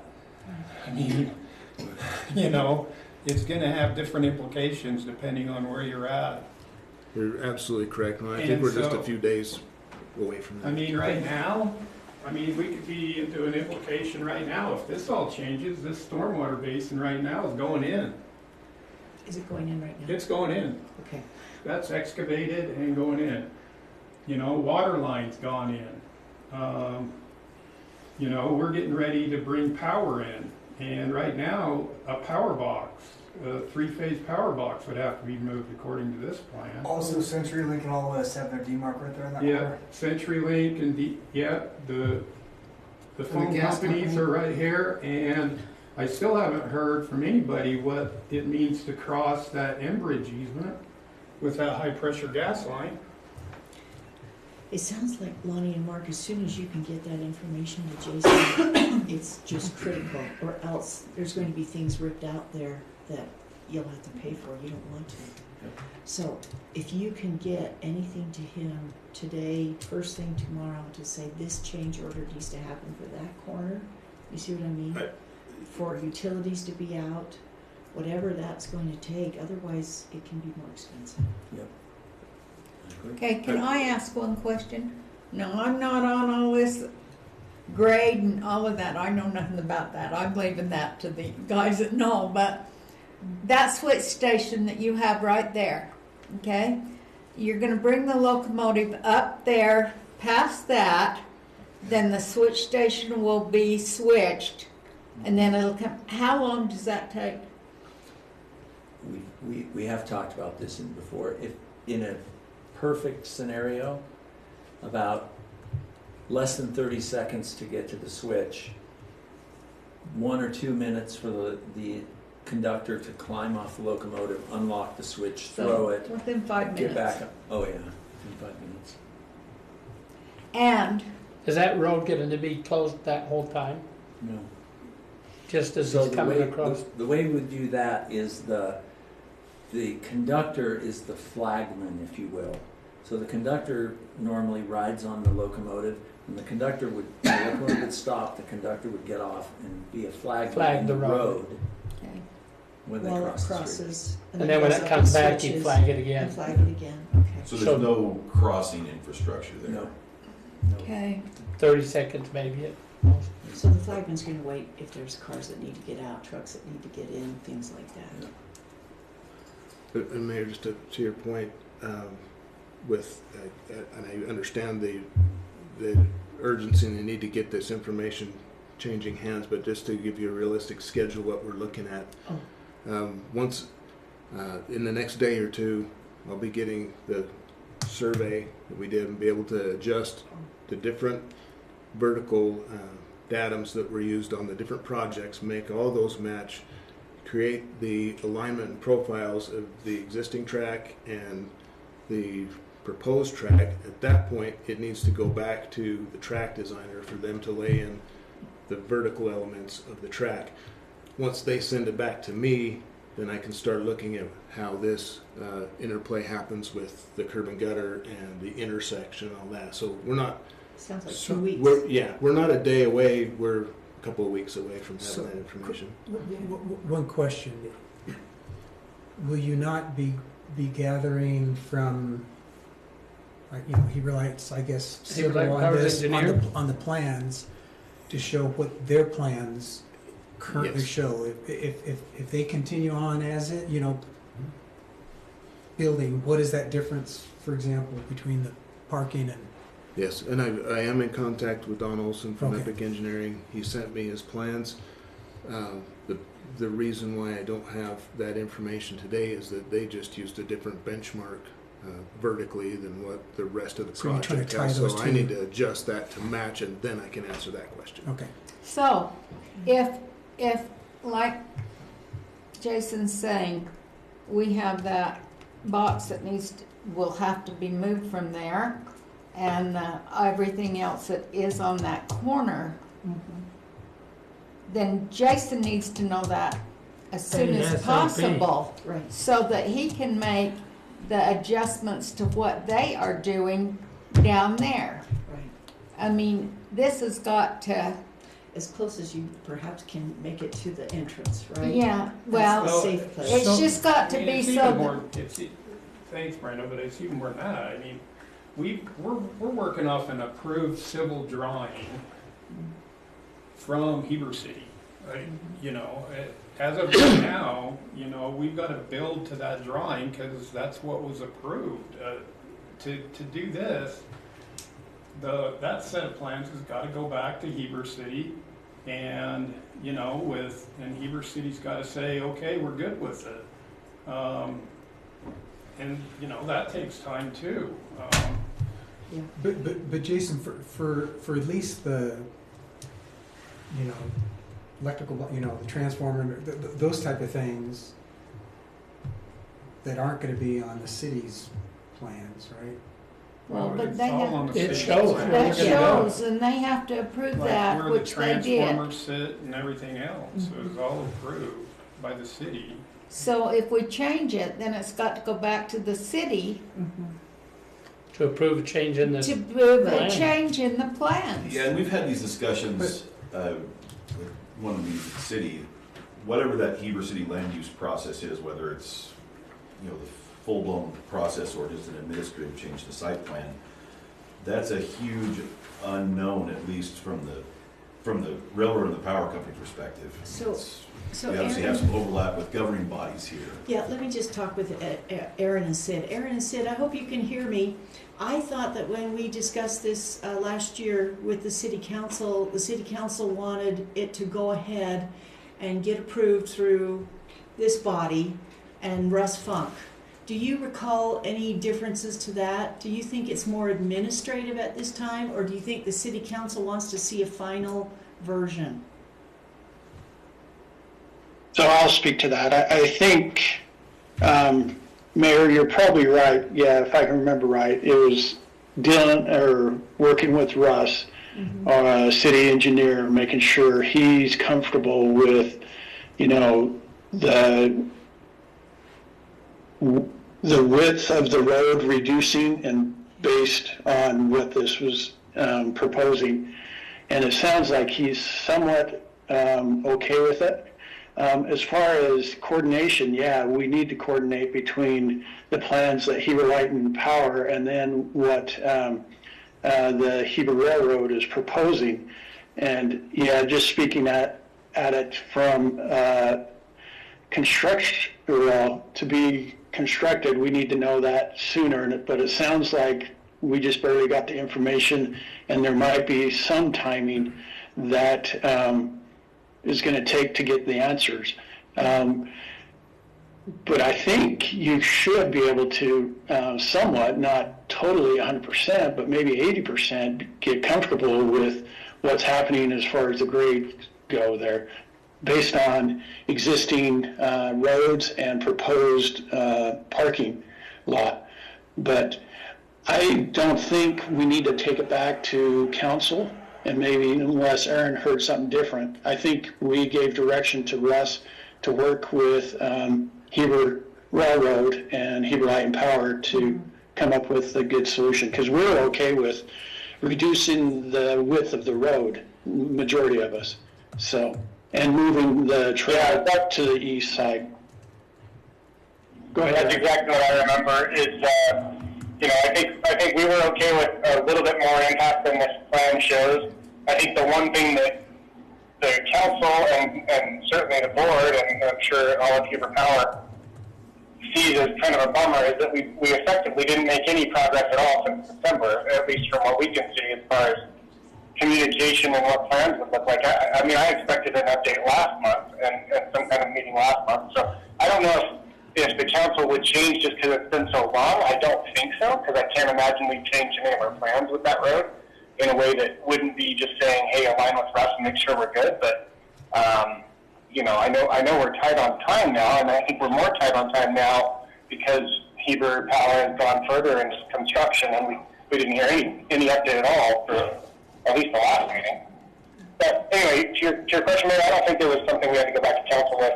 I can't imagine anybody would say effectively no to a somewhat less disturbing or somewhat less problematic plan for the road layout. Thank you, Aaron. Thank you, Sid. I'm sorry to say that, yes, this is government, and boy, are we slow. It's pitiful how slow we are. And I'm sorry, that's not the best excuse that we have right now, but when you meet once a month, or you meet twice a month with the city council, and the city engineer is loaded with literally hundreds of projects, this is a continuing complaint in our city engineering and growth. So I'm really pleased we've come as far as we have in the time, and I hope that we can now give information that you come as far to Jason, because he's got to tell Bud Mahas as soon as possible that corner area is likely not going to be available for anything else. Agreed. Can I speak to a minute, or Yes. speak a minute about the planning process? Because I do have information from Russ and planning on that. Oh, please do. I'll read you the email I got from Russ on the 5th of March. It says, I spoke with planning about this in some detail. We think the best way to process this is to apply for a minor site plan amendment to the Heber Light and Power site plan. We won't require the original drawings to be modified, but can accept separate sheets showing the changes. This is an application that we expect can be approved administratively by staff. Good. Yeah, that sounds exactly what we just said, right? And we've, at our office, have already begun that process. So we're well on our way to having that part done. Well, Well, we haven't had a chance to There you even go. review this. Exactly. At the end of the day, our plan needs to be modified. If you go up, Colby,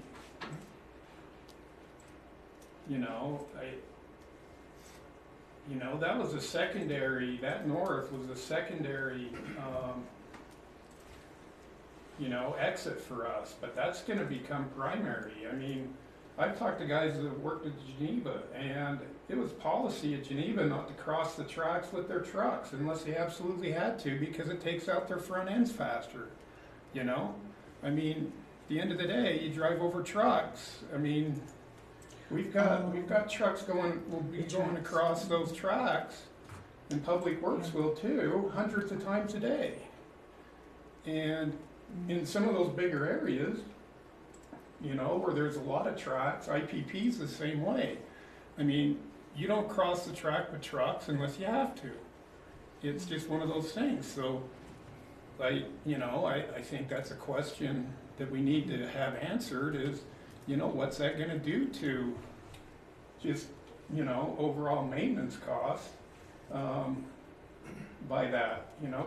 We had 10 deliveries today, 10. And so, does that mean we got a truck, that's coming in to be delivered with a delivery? And, they're there for 5 to 10 minutes while the trains, switch? I mean, that's gonna have operational impact. So, I just think it needs to be fully vetted. Yeah, the impact on Heber Light and Power is more than just landscaping strip. We've said this lots of times that it probably requires switching the primary and secondary entrances around. Well, Heber Public Works too. In Heber Public Works too, and there's still a question of whether that can be a minor site plan amendment that's approved administratively. There are just a lot of questions that exist even beyond what the final track design looks like. And I think we can work with that, and I think the potential approach would be some sort of agreement with Heber Valley Railroad agreeing to do these things with contingent on everybody getting Heber City land use approvals. Whatever else needs to happen. I mean, if we're really trying to say that in the next couple months, finalize this as something that's going to happen, I don't think there's any way we'll be in a place to say, okay, here's the final project, everyone has approved it, we can just go. Because this is going to have to go through engineering for the new building, just a lot of moving pieces. So I don't think it's impossible to do, but I think my gut feeling is it will make sense to have some sort of agreement saying, okay, here are what both sides are going to do going forward with, kind of no go type decisions, like if Heber City won't approve the site plan amendment, or if Enbridge won't let a train track go across its gas line easement. There are still. Do we even know that yet? We don't. We don't know that. At least what I can tell, there are still potentially fatal flaws in this. So I suspect that the strategy might be to have some sort of agreement setting out how this plays out over the next few months. Do you want to write up that agreement, Adam, and get it sent to Mark and the rest of us so we can look at that, and then let's see if Mark's willing to, move forward with the language or has any feedback on that? Do you think you'd be able to do that within the next week?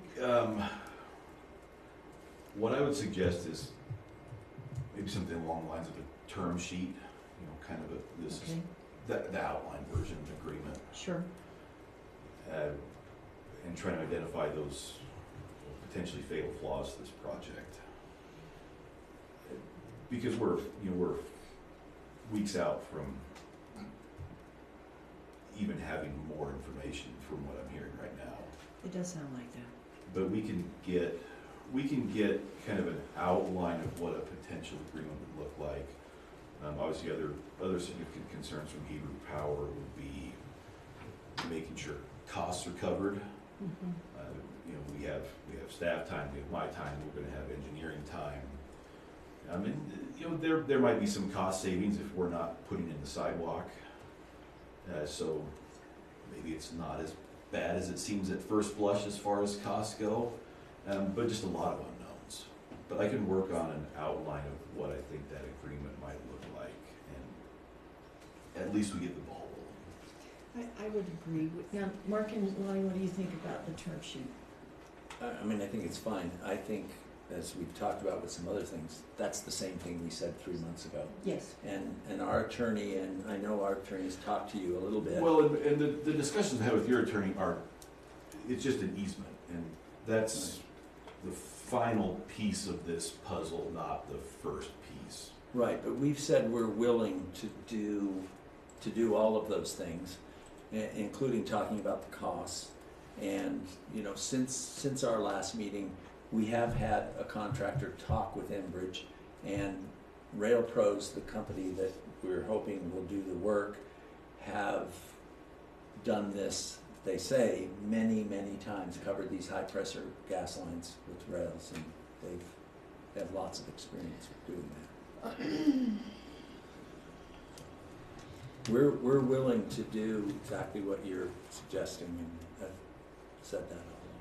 So, Jason, what do you think is best as far as proceeding right now with Bud Mahas and any sort of utility improvements that are going in at that corner? What do you think needs to be done right now so that they don't have to rip something out in the next 2 months? We need this drawing with elevations and, you know, full engineering, and then we can get it to, you know, our civil, and, you know, see what changes we've got to modify to our civil drawing, and then we can go and take that to, you know, Russ, if it's an administrative thing. And we can just take that to Russ and say, okay, you know, we modified our drawing to accommodate the rail. Is this good? You know, like I say, that's all I need at this point, is just, like, literally, I need this done to the manner in which we can plop it on and make sure elevation wise and everything else, we're good without having to make major changes to our civil drawing. So, does anybody know the answer if the detention basin that's been excavated will need to be changed? It's not expected to be changed. Because it was in the trail, the trail part, not the detention part, is that right? Right, I mean, we don't expect to need to change anything there. We've gone over that with Russ, and we think that everything can work just the way it is.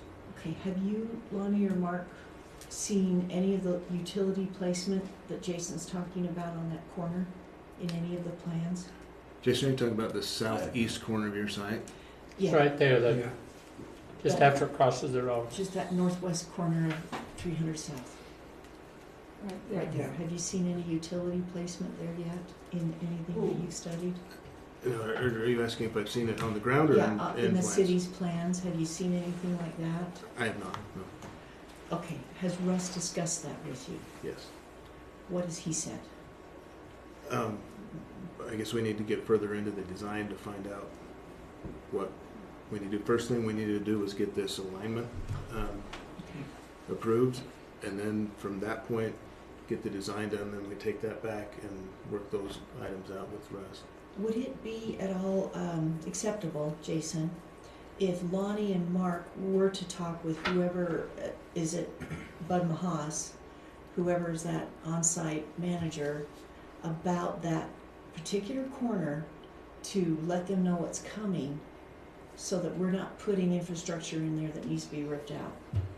Well, like I say, once we get a drawing that's got the survey done on it as to what the actual width is, then we can look. Just looking at this, based on this curb not moving, I can tell you that we've got a utility box right here, a three-phase utility box right here. Existing. That's Okay. likely gonna have to get moved over here. Like Colby said, the telecom demarcs are right here, you know? And they were there, they're there, whatever they do, they would have been affected, So wouldn't they? CenturyLink All West, it's All back from in the very beginning. No, Is there- because they're off where, So you they're know, right a there. proposed sidewalk would have been. And it's for public. So if they were out into the street, they'd have come around those. So Yeah, if I might depending on suggest, how all this moved, but Yeah. you're kind of locked in here, it looks like, Three because things. you're trying to tie to these tracks. So, you know, this stuff was all kind of set based on, you know, a trail going up through here, not these tracks. And so, Right. you know, right through here, especially where there's double tracks, I'm pretty sure that there's going to be quite a bit of utility movement, you know, but now's the time to do it. You know, it's, we Can I, can't wait another month to do that. No, I understand. in the interest of, because we've got a chicken and egg scenario with a lot of things here. Yeah. I'm just throwing this out. Would, clearly based on that plan, right, I think that dimension through there could easily be delineated, and if not, put a few extra feet to kind of give a comfort level that it's going to be no greater than that. Couldn't those, you know, like the, what do you say that's right there now? Three-phase power box. Okay, so the There's power, some so other- for example, the power box or whatever that has to be moved that's in there right now, is that something, Mark, that you'd be willing to go ahead and do now to keep the ball rolling so they're not having To pay for, you mean? to pay for? To pay for. I'm just To throwing pay out, for it being moved now. yeah. Well, I mean, Because here's what I'm seeing is I'm seeing there's work that's going to still continue to be done that may need to be Ripped out. as a result once a final agreement. I understand the normal process is you get a full detailed agreement, but it's just going to add cost. And I'm trying to figure, is there a halfway point I don't need a full, literally. to reduce your final cost and to keep these guys moving? I just need it surveyed. I need it surveyed. I gotta know what the size is so that we can, I you have a know, question. What start doing happened? Maybe, I mean, there probably have been many conversations in between, so I don't remember. But wasn't there some sort of idea of shifting that a little bit more to, The city Yes. engineer has not Yes. wanted to do that. and then the sidewalk would like open more, and Yes. but that just didn't work out. Yeah, the city engineers City. really pushed back on that one. And right now, it's in the city engineer's court. And Can't the so city council say, no, we're gonna be in the street? we can tell them that. We can bring it back on the next agenda. The next agenda, though, isn't until April 15th, and I so we don't have to do think it what through we're email. We're worried not about supposed to. here. We're tied in here, whether that thing's clear out here or not, we're tied in here for the most part. Yep. And this is this Correct. is where the question lies, is right here. To me, I mean, you know, if this fits right here where a trail used to be, that's great. Whatever, but right here, we're locked in, and that's where we've got some stuff that may need to be moved. But now's the time to do it as we're bringing those utilities into the new facility. So Mayor, what I was gonna say was, Go ahead. related to power, we can control that, right? That's us. Yeah. But you look at like comms, for example. I mean, Mark, you guys are gonna have to coordinate with CenturyLink, All West, likely Comcast, Xfinity as well, and see what their timeline is to move their demarc in their head. Because even if we say, okay, cool, approve, everyone's good to go, push that demarc down the street 20 feet, well then what is CenturyLink? So if we need to have backhaul, we're trying to move into a building, what is CenturyLink's lead time for them actually moving and reconnecting? To move it to the west too. Plus All West, plus Comcast, like you've Plus gotta add in Xfinity. these other variables that are not controlled by this. We just play with the demarc is that my understanding is kind of like a hub, right? Like the Correct. a lot But of they the all have communication for the city, right? independent runs, so they're all in Right. control of their own runs and their own equipment, as well as their own lead times and their own construction. So even though we could even say, Mark, Train's gonna take the cost of this, that's great. What does that actually look like to get that done with these other vendors, right? Okay. I understand. Okay. Well, Yeah, those are the We'll ones get we this. just don't control, like, the power, and then Heber City with the other utilities, you're talking to the right group, but, with Enbridge and those comms, those are just different stakeholders that haven't even been to the table on this at all, so. okay. Now what about the exit across the tracks?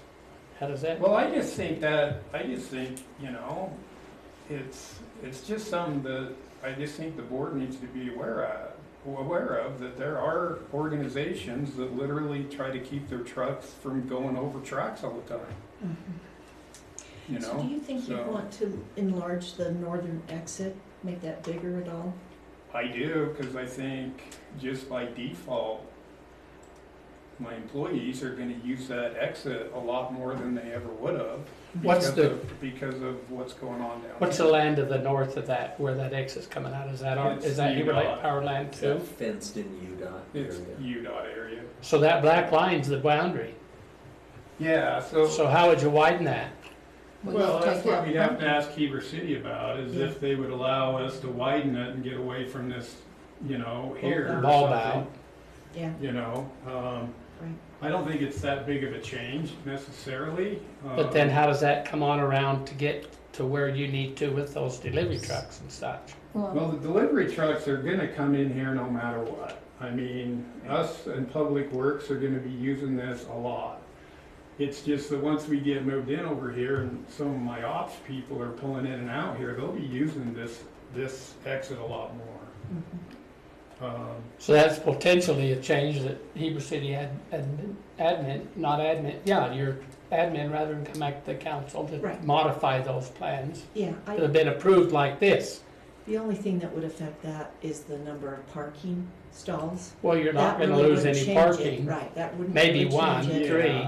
Yeah, Well, I- maybe not, right? Hopefully Maybe it's just the it's- final bulb out there. hopefully it's less impactful, but that's one thing I'd like to, get our civil on, to see if that could get widened a little bit more so that, it'd be more I'd usable. agree, Um, I'd agree. Also see if it is. So right rated now, the for most weight. critical thing right now is for us to get this dimension I surveyed didn't realize so that all we can those go out and do utilities the were there. assessment on these Mhm. utilities. That's good to know. We really appreciate you being specific. And if there's any other utilities there, Patricia, or anything, we need to know, right? Or at least Mark Johnson Jason, needs to know as soon as can I- possible. Yeah, you see the And- engineer. What do you mean by If their boxes are right there, survey? Do you mean they'll staked out on the already be ground where So that that's- goes, or? Oh, I'm sorry. Okay. Yeah. So he's- Yeah, or a survey drawing Oh, no, that yeah, my the city surveyor engineers can really go push with back on this. and He knows stake that it out. This council was willing to go with Because that's it. what I'm being So we asked could right have now. over Well, there. But where's now the that drawing with the he's survey stakes so I that we can realized get to it, put the trail on so that we can get the tracks laid out You instead of a basically trail. need a surveyor to as much right confirm, of way for the road. so you can see what's in and what's out of it. And I just didn't know what you meant by survey, but I can prepare a Along drawing. with the topographical, elevations, the excavators really want that. If that changes from the trail, then the excavators. An average of 5. Right, and that part of it's gonna take We were looking at Mountain Twin. I'm just saying, Yeah, you know, I'm just saying, little details. they're working Always and asking discourages for the it, city. because I've been telling them tracks are going Okay, in. everybody, let's kind of wrap this up unless Mark and Lonnie, you Yeah. have more questions. I think that we're gonna have to get more information, get this figured out, what really needs to be done. Needs to be worked not only through the railroad, but through Heber Light and Power and those other entities. I think that right now, our hands are tied because we really don't know what to expect yet. And I think that that's where that's coming from. So I think we should table this and move on and And then let's see what we can do to get all this stuff that we've talked about tonight going and get stuff back to Heber Light and Power as soon as we can from not only Mark, but from Heber. Is, I mean, Okay. again, understanding time is of the essence, at the same time, we meet on a monthly basis. Is this something that if, just hypothetically, if all this data and everything can be was done provided before in April. before, or Okay. within 2 weeks, we I'm could I'm have willing another to do meeting. kind of a, Yeah, we could have another We meeting. could have an We could online call- meeting Yeah. Or and we make it could quick. call a meeting. just to cover this and Yeah. Yeah, so we can keep that moving? Yeah. I'm willing to do that. And Thank I'm you. willing to Thank do you, that Kevin. too. Well, Thank you, Brandon. just me, I think, if the train keeps grinding and gets us what those exact dimensions are, so that we can get it plotted, and we can determine what needs to change on our plan, then, we can do that, make those changes, so that the next time we meet, we know that we've gotta move, power 10 feet to the west. We know we've gotta we've gotta nail down what happens with those other utilities. But we really need that drawing. That's what we need. We need a drawing that's not like a crayon drawing like this, but an actual surveyed drawing. Okay. So, It sounds like that's gonna be at least 2 weeks, but Yeah, for right if- now, what can we do with Bud Well, Haas? can I suggest, let me ask a question, maybe suggest. That's one issue there with what needs to be moved down at the corner, right? That's one issue. yeah. Then we got grade differential in terms of, we have no idea whether it's gonna be an issue or not. Grade differential we can work on. But And we can you, take some more time on the grade differential that's stuff. what I'm getting at. Yes, but I think what's most critical right now is we actually get what the rail requirement is surveyed on the ground. Is So- this the most important for you right here, or do you need all of this? Well, it'll all come together regardless. It'll all come at the same Okay. I time. can answer all Okay, these questions, Yeah. and I'm happy to. Yeah, go ahead. Go ahead. So, it sounds like there's two separate paths and two separate items that we need to take Yeah. care of. Jason, you're asking for things to be able to be surveyed on the ground. That item could happen immediately. We have the data, we have the alignment, we have the coordinates, everything ready.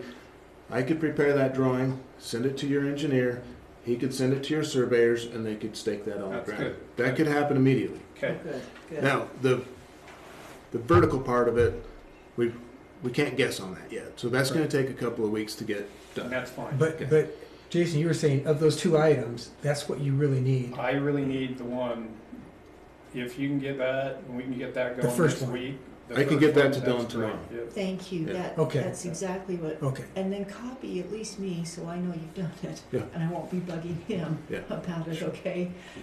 Because otherwise I will. So that'd be great. Do you all wanna be copied on that? Do I you don't want me need to to send be, it out I'm to you? fine with, Once I, it's sent? I'm okay. I'm okay with that. I don't need to be That's copied great, on that. tomorrow. That's fantastic.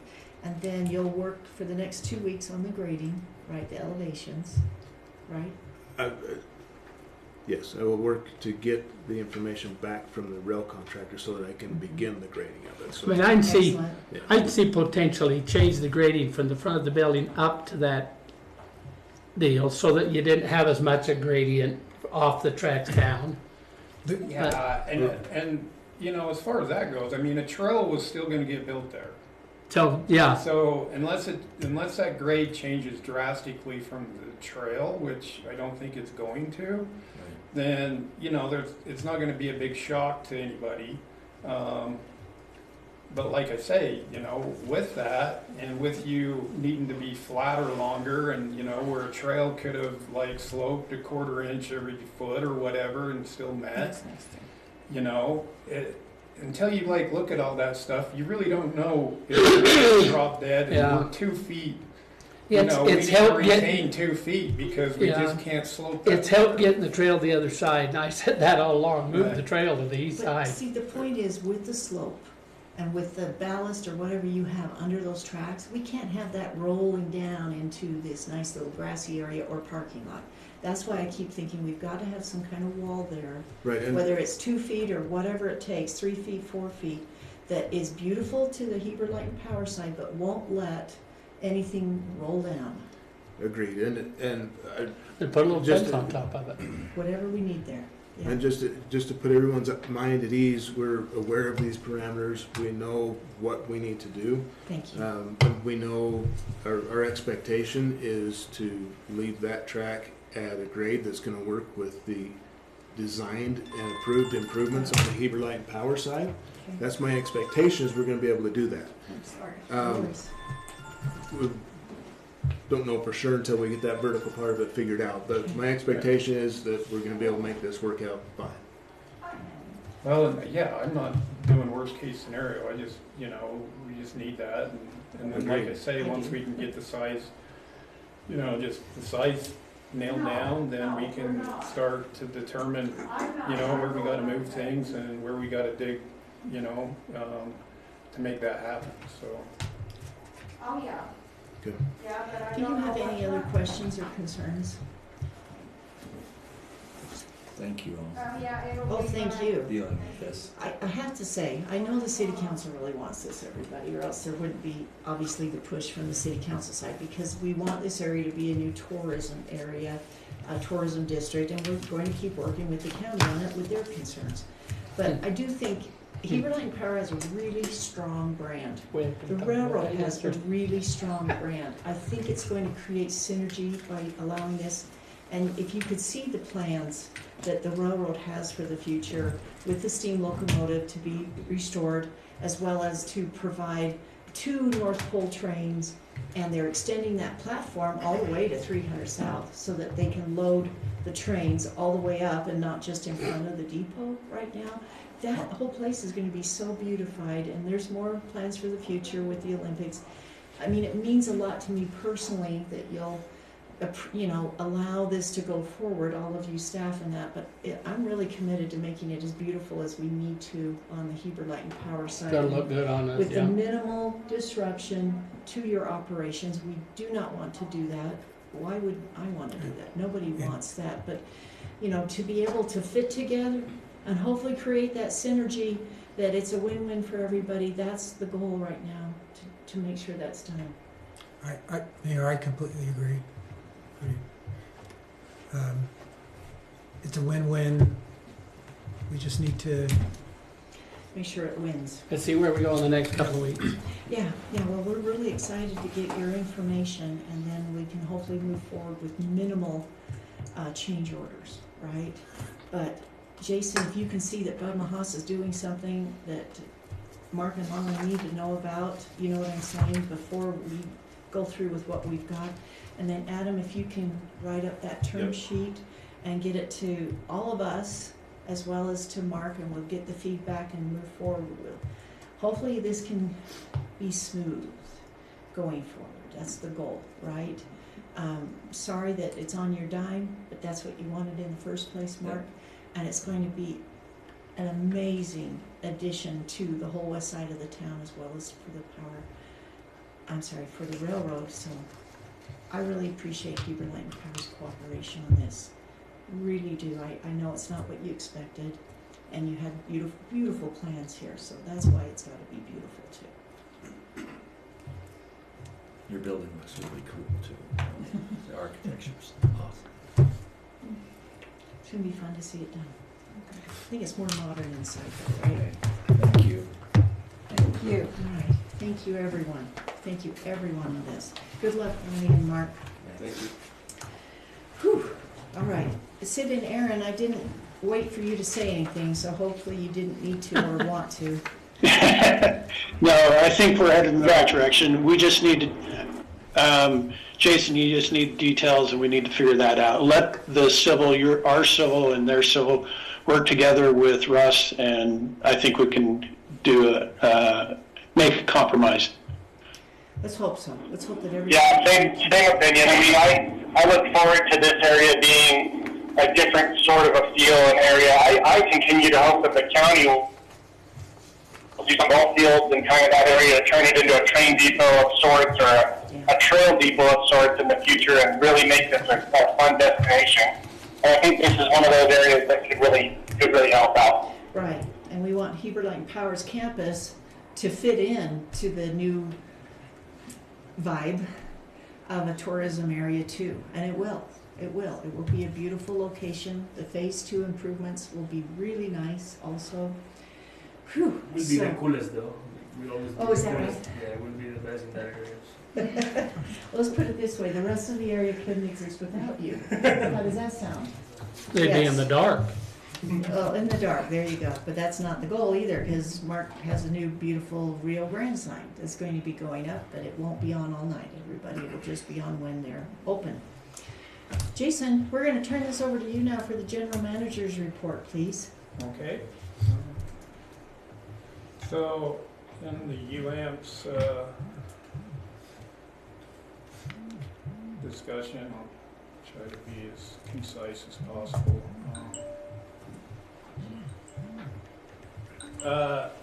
So the Hunter Power Plant's operating pretty much at normal. Yeah, there's a few outages over the first 3 months here, but nothing of any length or type of duration. They are getting their coal deliveries, so that plant's doing much better as far as overall capacity factor. Horse Butte, it's a wind project. They've got a couple of turbines out for maintenance, and it's operating as kind of planned, I guess. The solar project, same thing. They're doing their thing. The steel solar one, its capacity factor is, trending slightly lower than what we anticipated. But overall, they're doing okay. The big news is in the pool project, where we continue to see how UAMPS is going to deal with the energy day ahead market. It's going to be just a major change, and there's going to be a lot more news to come on that front. The meetings are getting very, very long, and a lot of information is being covered through that pool project. And resource project, a new solicitation came out for the Sunny Fremont solar and storage project, which is, had a lot of transmission interconnect issues, hasn't been able to really get off the ground.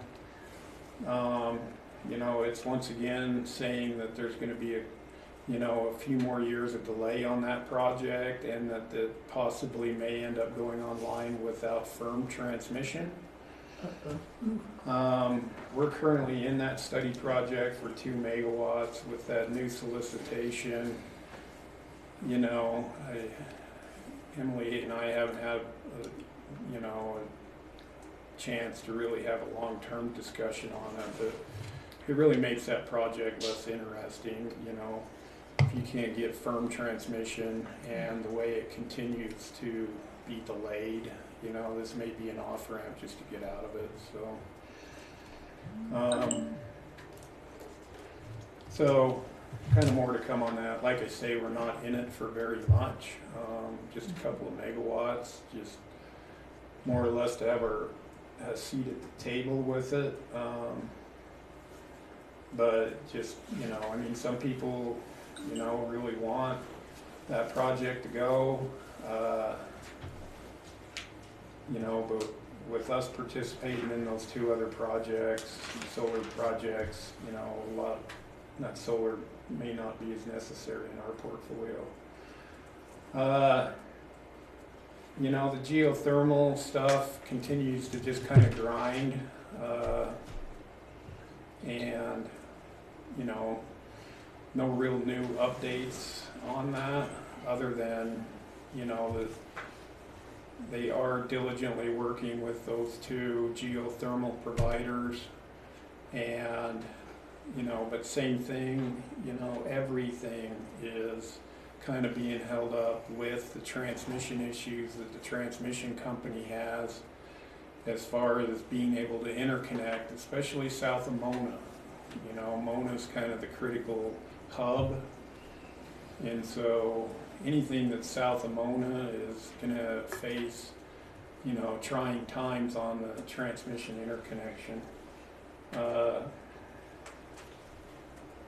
On the Millard County project,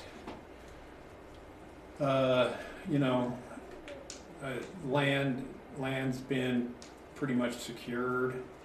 The engineer contract was approved, and Burns and McDonald will be the kind of engineer for that project. That was a solar project, right? No, it's the peaking plant. Oh, okay. Natural gas project. Yeah, I remember in now. Millard County. Yeah. So, and they call that the Millard County project. So things are moving on that one. Once again, probably the biggest delay or the longest lead time for that project to, you know, come online is transmission again. You know, the transmission interconnect is the biggest lead time. Get the power out of it. Yeah, question mark that's out there. Gas will come in off the Kern River pipeline for that project, and, you know, they're working through that currently. The Power County project, the one that's the combined cycle natural gas unit up by Pocatello, Idaho, it is still undersubscribed. The UAMPS board did approve kind of a joint agreement with UMPA, which is the other joint action agency in Utah that serves kind of project loads. Their biggest entity is Provo, but they have Spanish Fork, Nephi, a few other municipal power companies. So that agreement was approved by the UAMPS board, so that they can come into that project, and doesn't get it to full subscription yet, but, you know, word in the newspaper and stuff is that Logan City may be going back to their council. You know, it was their 25 megawatts that really kept that from being undersubscribed. So, you know, yeah. But if they go back, you think there's a chance they can cancel? No. Ask for more. Even ask for more, okay. So their council did not approve those power sales contracts for the Power County project. Oh, And so that's what dropped it to under the 85% subscription oh, level. so they'll go back and see if they can. So I just read an article in the Tribune saying that it was going to come back in front of their council, you know, Okay. a future date. But I don't know any details on that. Just that Tribune article. So, you know, if it goes back and maybe they subscribe to some level and that, you know, it could happen. I know that UAMPS is also still currently in discussions with Idaho Power. That's a little bit more complicated because that's an investor-owned utility, so, Oh, you know, as far as, you know, the bond financing and tax exempt bonds and various things like that, that investor-owned complicates things a little bit, so. Not that it can't be done, it certainly can, it's just, you know, one of those things, so.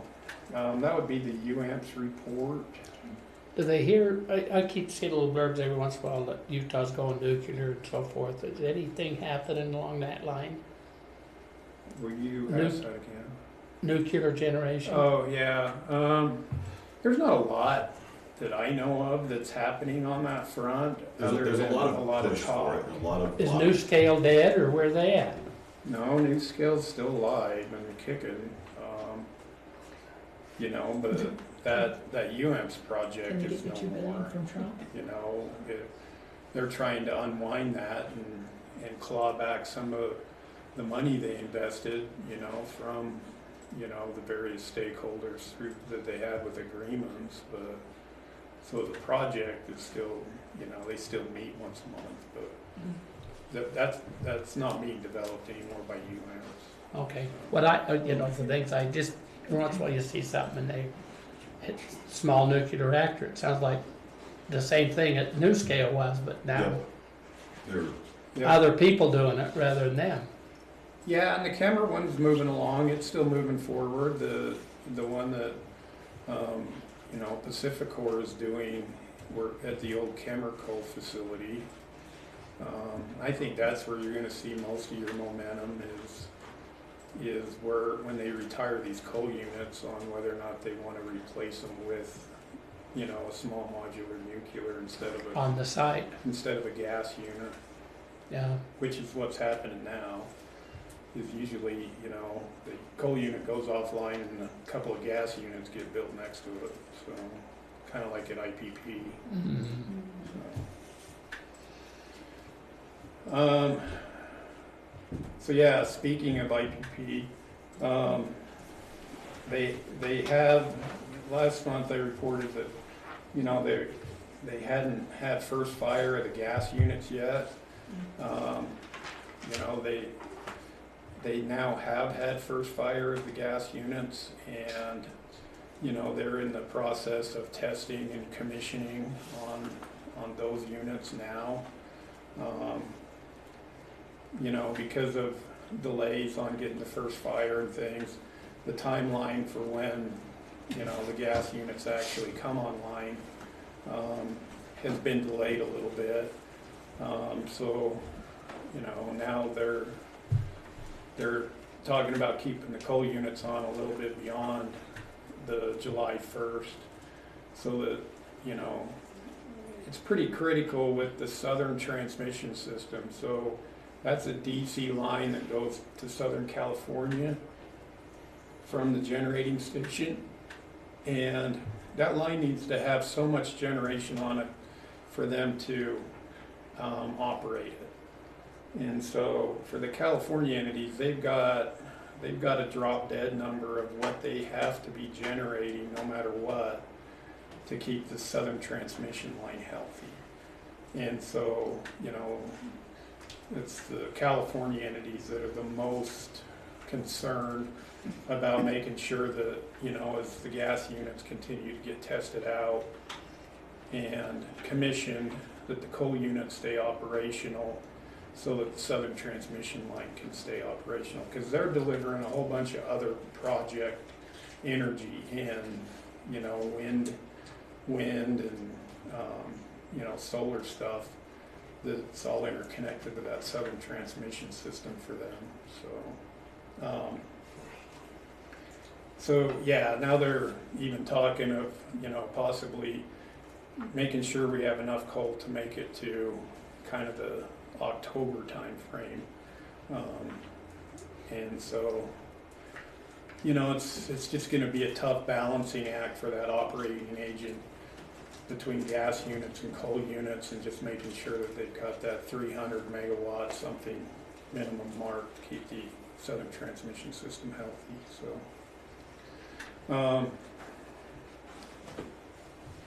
So, you know, I think it's all good news out of there. You know, the gas units are, you know, have been fired and are in the works of getting worked out. So that's a pretty good report. Employee updates, we have had a couple of new employees hired.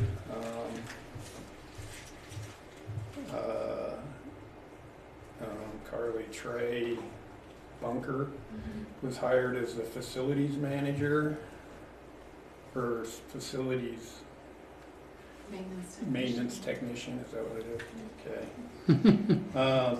Anyways, that particular person unloads delivery trucks, you know, takes deliveries, and also, you know, mows the lawns that are various properties, fixes fence, you know, jumps on a roof and caulks a roof that's leaking, that type of stuff. So his predecessor went to the line crew about a month ago to be an apprentice lineman.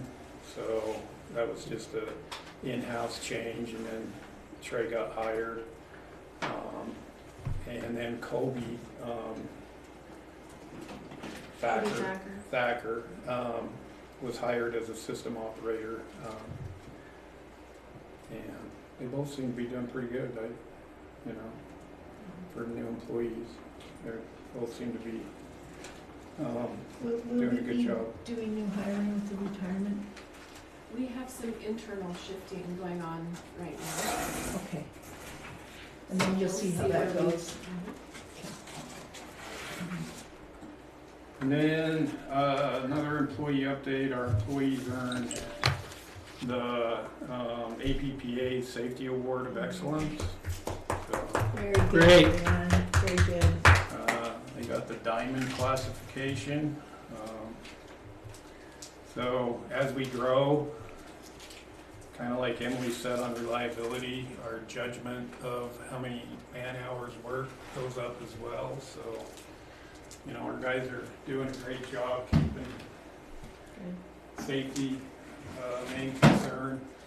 I don't have the plaque, but they also received the Intermountain Power Superintendents Association Safety Award of Excellence as well. So. Wow. Wow. That's wonderful. Let them know that we really appreciate them. I will, yeah. That's a great thing for our customers to know too. And with that, be my report, unless anybody's got any questions. If we hadn't taken so long on the railroad, I'd be asking you a lot of questions about the state legislature and this governor's gigawatt thing, and how in the world is that going to affect us? Because I don't see how it's just symbolic right now, it seems to be. Doesn't seem to be anything really, any real thing going on, Yeah. even though they're talking a lot about it. I think that's a fair assessment. Okay, so it really hasn't hit UAMPS, but is it going to help UAMPS? That's what I'm wondering about. I don't know if it will or not. I think. Well, you think about it. Yeah, and we can move on. I mean, my take is where we're really bottlenecked, and why you don't have a lot of people, you know, building, you know, 4 new loads is, you know, that transmission company, Pacificor, you know, they're not building anything, and since the Oregon litigation, they put a freeze on all capital, and so, you know, for the governor to really get what he wants, I think that he's got to like sit down with the stakeholders and figure out what this transmission issue is and how to fix it. It seemed like they were saying in one of the news articles that they wanted Pacificor to let Rocky Mountain Power be just for the Intermountain area and get it divided off. I highly doubt that the state governments are going to pay Pacificor, you know, to have a separate utility there. I know that they're under a lot of heat from the legislature. I don't, you know, but for the governor's gigawatt thing to really happen, I really think that, the transmission issue needs to be solved, and that's where they really need to focus on. But Well, that's just me, that's just Do my they opinion. know that, is the point? I don't know how they couldn't. They've Yeah. got, you know, this 10-year-long queue of all these like people that want to build power stations in the state of Utah, and it's all being held up by that transmission company. So, Has US been in contact They, with the they, governor? they know that's the issue. The question is whether they have any levers to pull that actually make a difference on it. I think that's where the state Yeah. is stuck. Well, they can take the $1 billion from the gondola and maybe they can do a transmission line instead, Yeah. right? I really think that I in know. order to fix it, they're gonna have to like, you know, really support building transmission. We all know how hard it is to build just sub-transmission. Yeah. But we're talking the great big stuff, the 500 kV type stuff, 345 kV. Interstate The stuff. big, yeah, the big tower type stuff. So they don't have any more room in the transmission corridor that goes north to south right now? The way the homes have built up around it and so forth? They just have certain areas of bottleneck. Okay. And so, you know, they go back to these guys after their studies and they say, okay, this is what type of facilities need to be upgraded, and this is what it's gonna cost you, and then the project goes away because they haven't invested anything in their system to be able to handle these new loads. And the other huge issue is timing. Timing, yeah. Even if the potential customer is not particularly cost conscious, you know, big data centers, the timing just kills it because we can give you 500 megawatts, but it's gonna take $1.2 billion and 12 years. Yeah, I was gonna say in a decade. Okay. That's good to know, because they say they're pushing it, but I don't know what they're pushing. Well, it seems like, Blake, we need to go into a closed session now. That's the next thing on the agenda for personnel. Carly, will you stay with us? Okay. Mayor, just another issue. This is go ahead. more of a, not a state issue, but a federal issue. Maybe some of you are aware. We get updates in terms of kind of pending legislation and what was shared with us, Midway City Council. At the federal level, apparently, I think it's in, I'm told it's in the House of Representatives, I forget what subcommittee, of exploring and proposing doing away with tax exempt bond or tax exempt financing, basically, which would eliminate tax For exempt. municipalities, For right. municipalities, I don't know, if it. I don't know to what extent, I Yeah, haven't. but we're I in the haven't same done- boat as any other local government. So Yeah. if that goes away for cities, it goes away for you. Yeah, so That's not good. yeah, I heard about that. I didn't. I think- I hope it just wasn't heard about going it, so I anywhere. don't have the details on it, but I just raise it for those that don't know, and if there's appropriate channels to talk to. Yeah, we You know. follow that pretty good. I mean, I know the American Public Power Association really follows that. So does Northwest Public Power Association. I know that your city, you know, federal groups really follow it. I mean, to certain conservatives, you know, it is low-hanging fruit for certain things. For taxes. But, you know, it's one of those that I know when a certain bill comes up, you know, it's all hands on deck, as far as them guys sending you emails saying, hey, you know, let your congressman know that you don't support this because of what it would do to your ratepayers on financing costs and things like that. It is something we do follow. I mean, I've gone back to DC and talked to people when there was, you know, some movement on that, and it's one of those bullet points that, you know, when you're sitting down, that they say, you know, we got to make sure that they're aware of this and that how harmful it is to ratepayers. So, yeah, Thank you, Kevin. yeah. Let's keep listening. Senator Curtis is opposed to it, by the way, so. Oh, good. Thank you, Bart. Yeah, our Senate's kind of split. I know Lee depending on the language in the bill, he can kind of be supportive of it. But I know Curtis, coming from municipal government, he definitely is in opposition of doing away with municipal, tax exempt municipal financing, so. Are we I ready will- for a closed session? I will make a motion that we go into closed session For personnel, right? for personnel. Thank you very Second. much. Thank you, Kendall.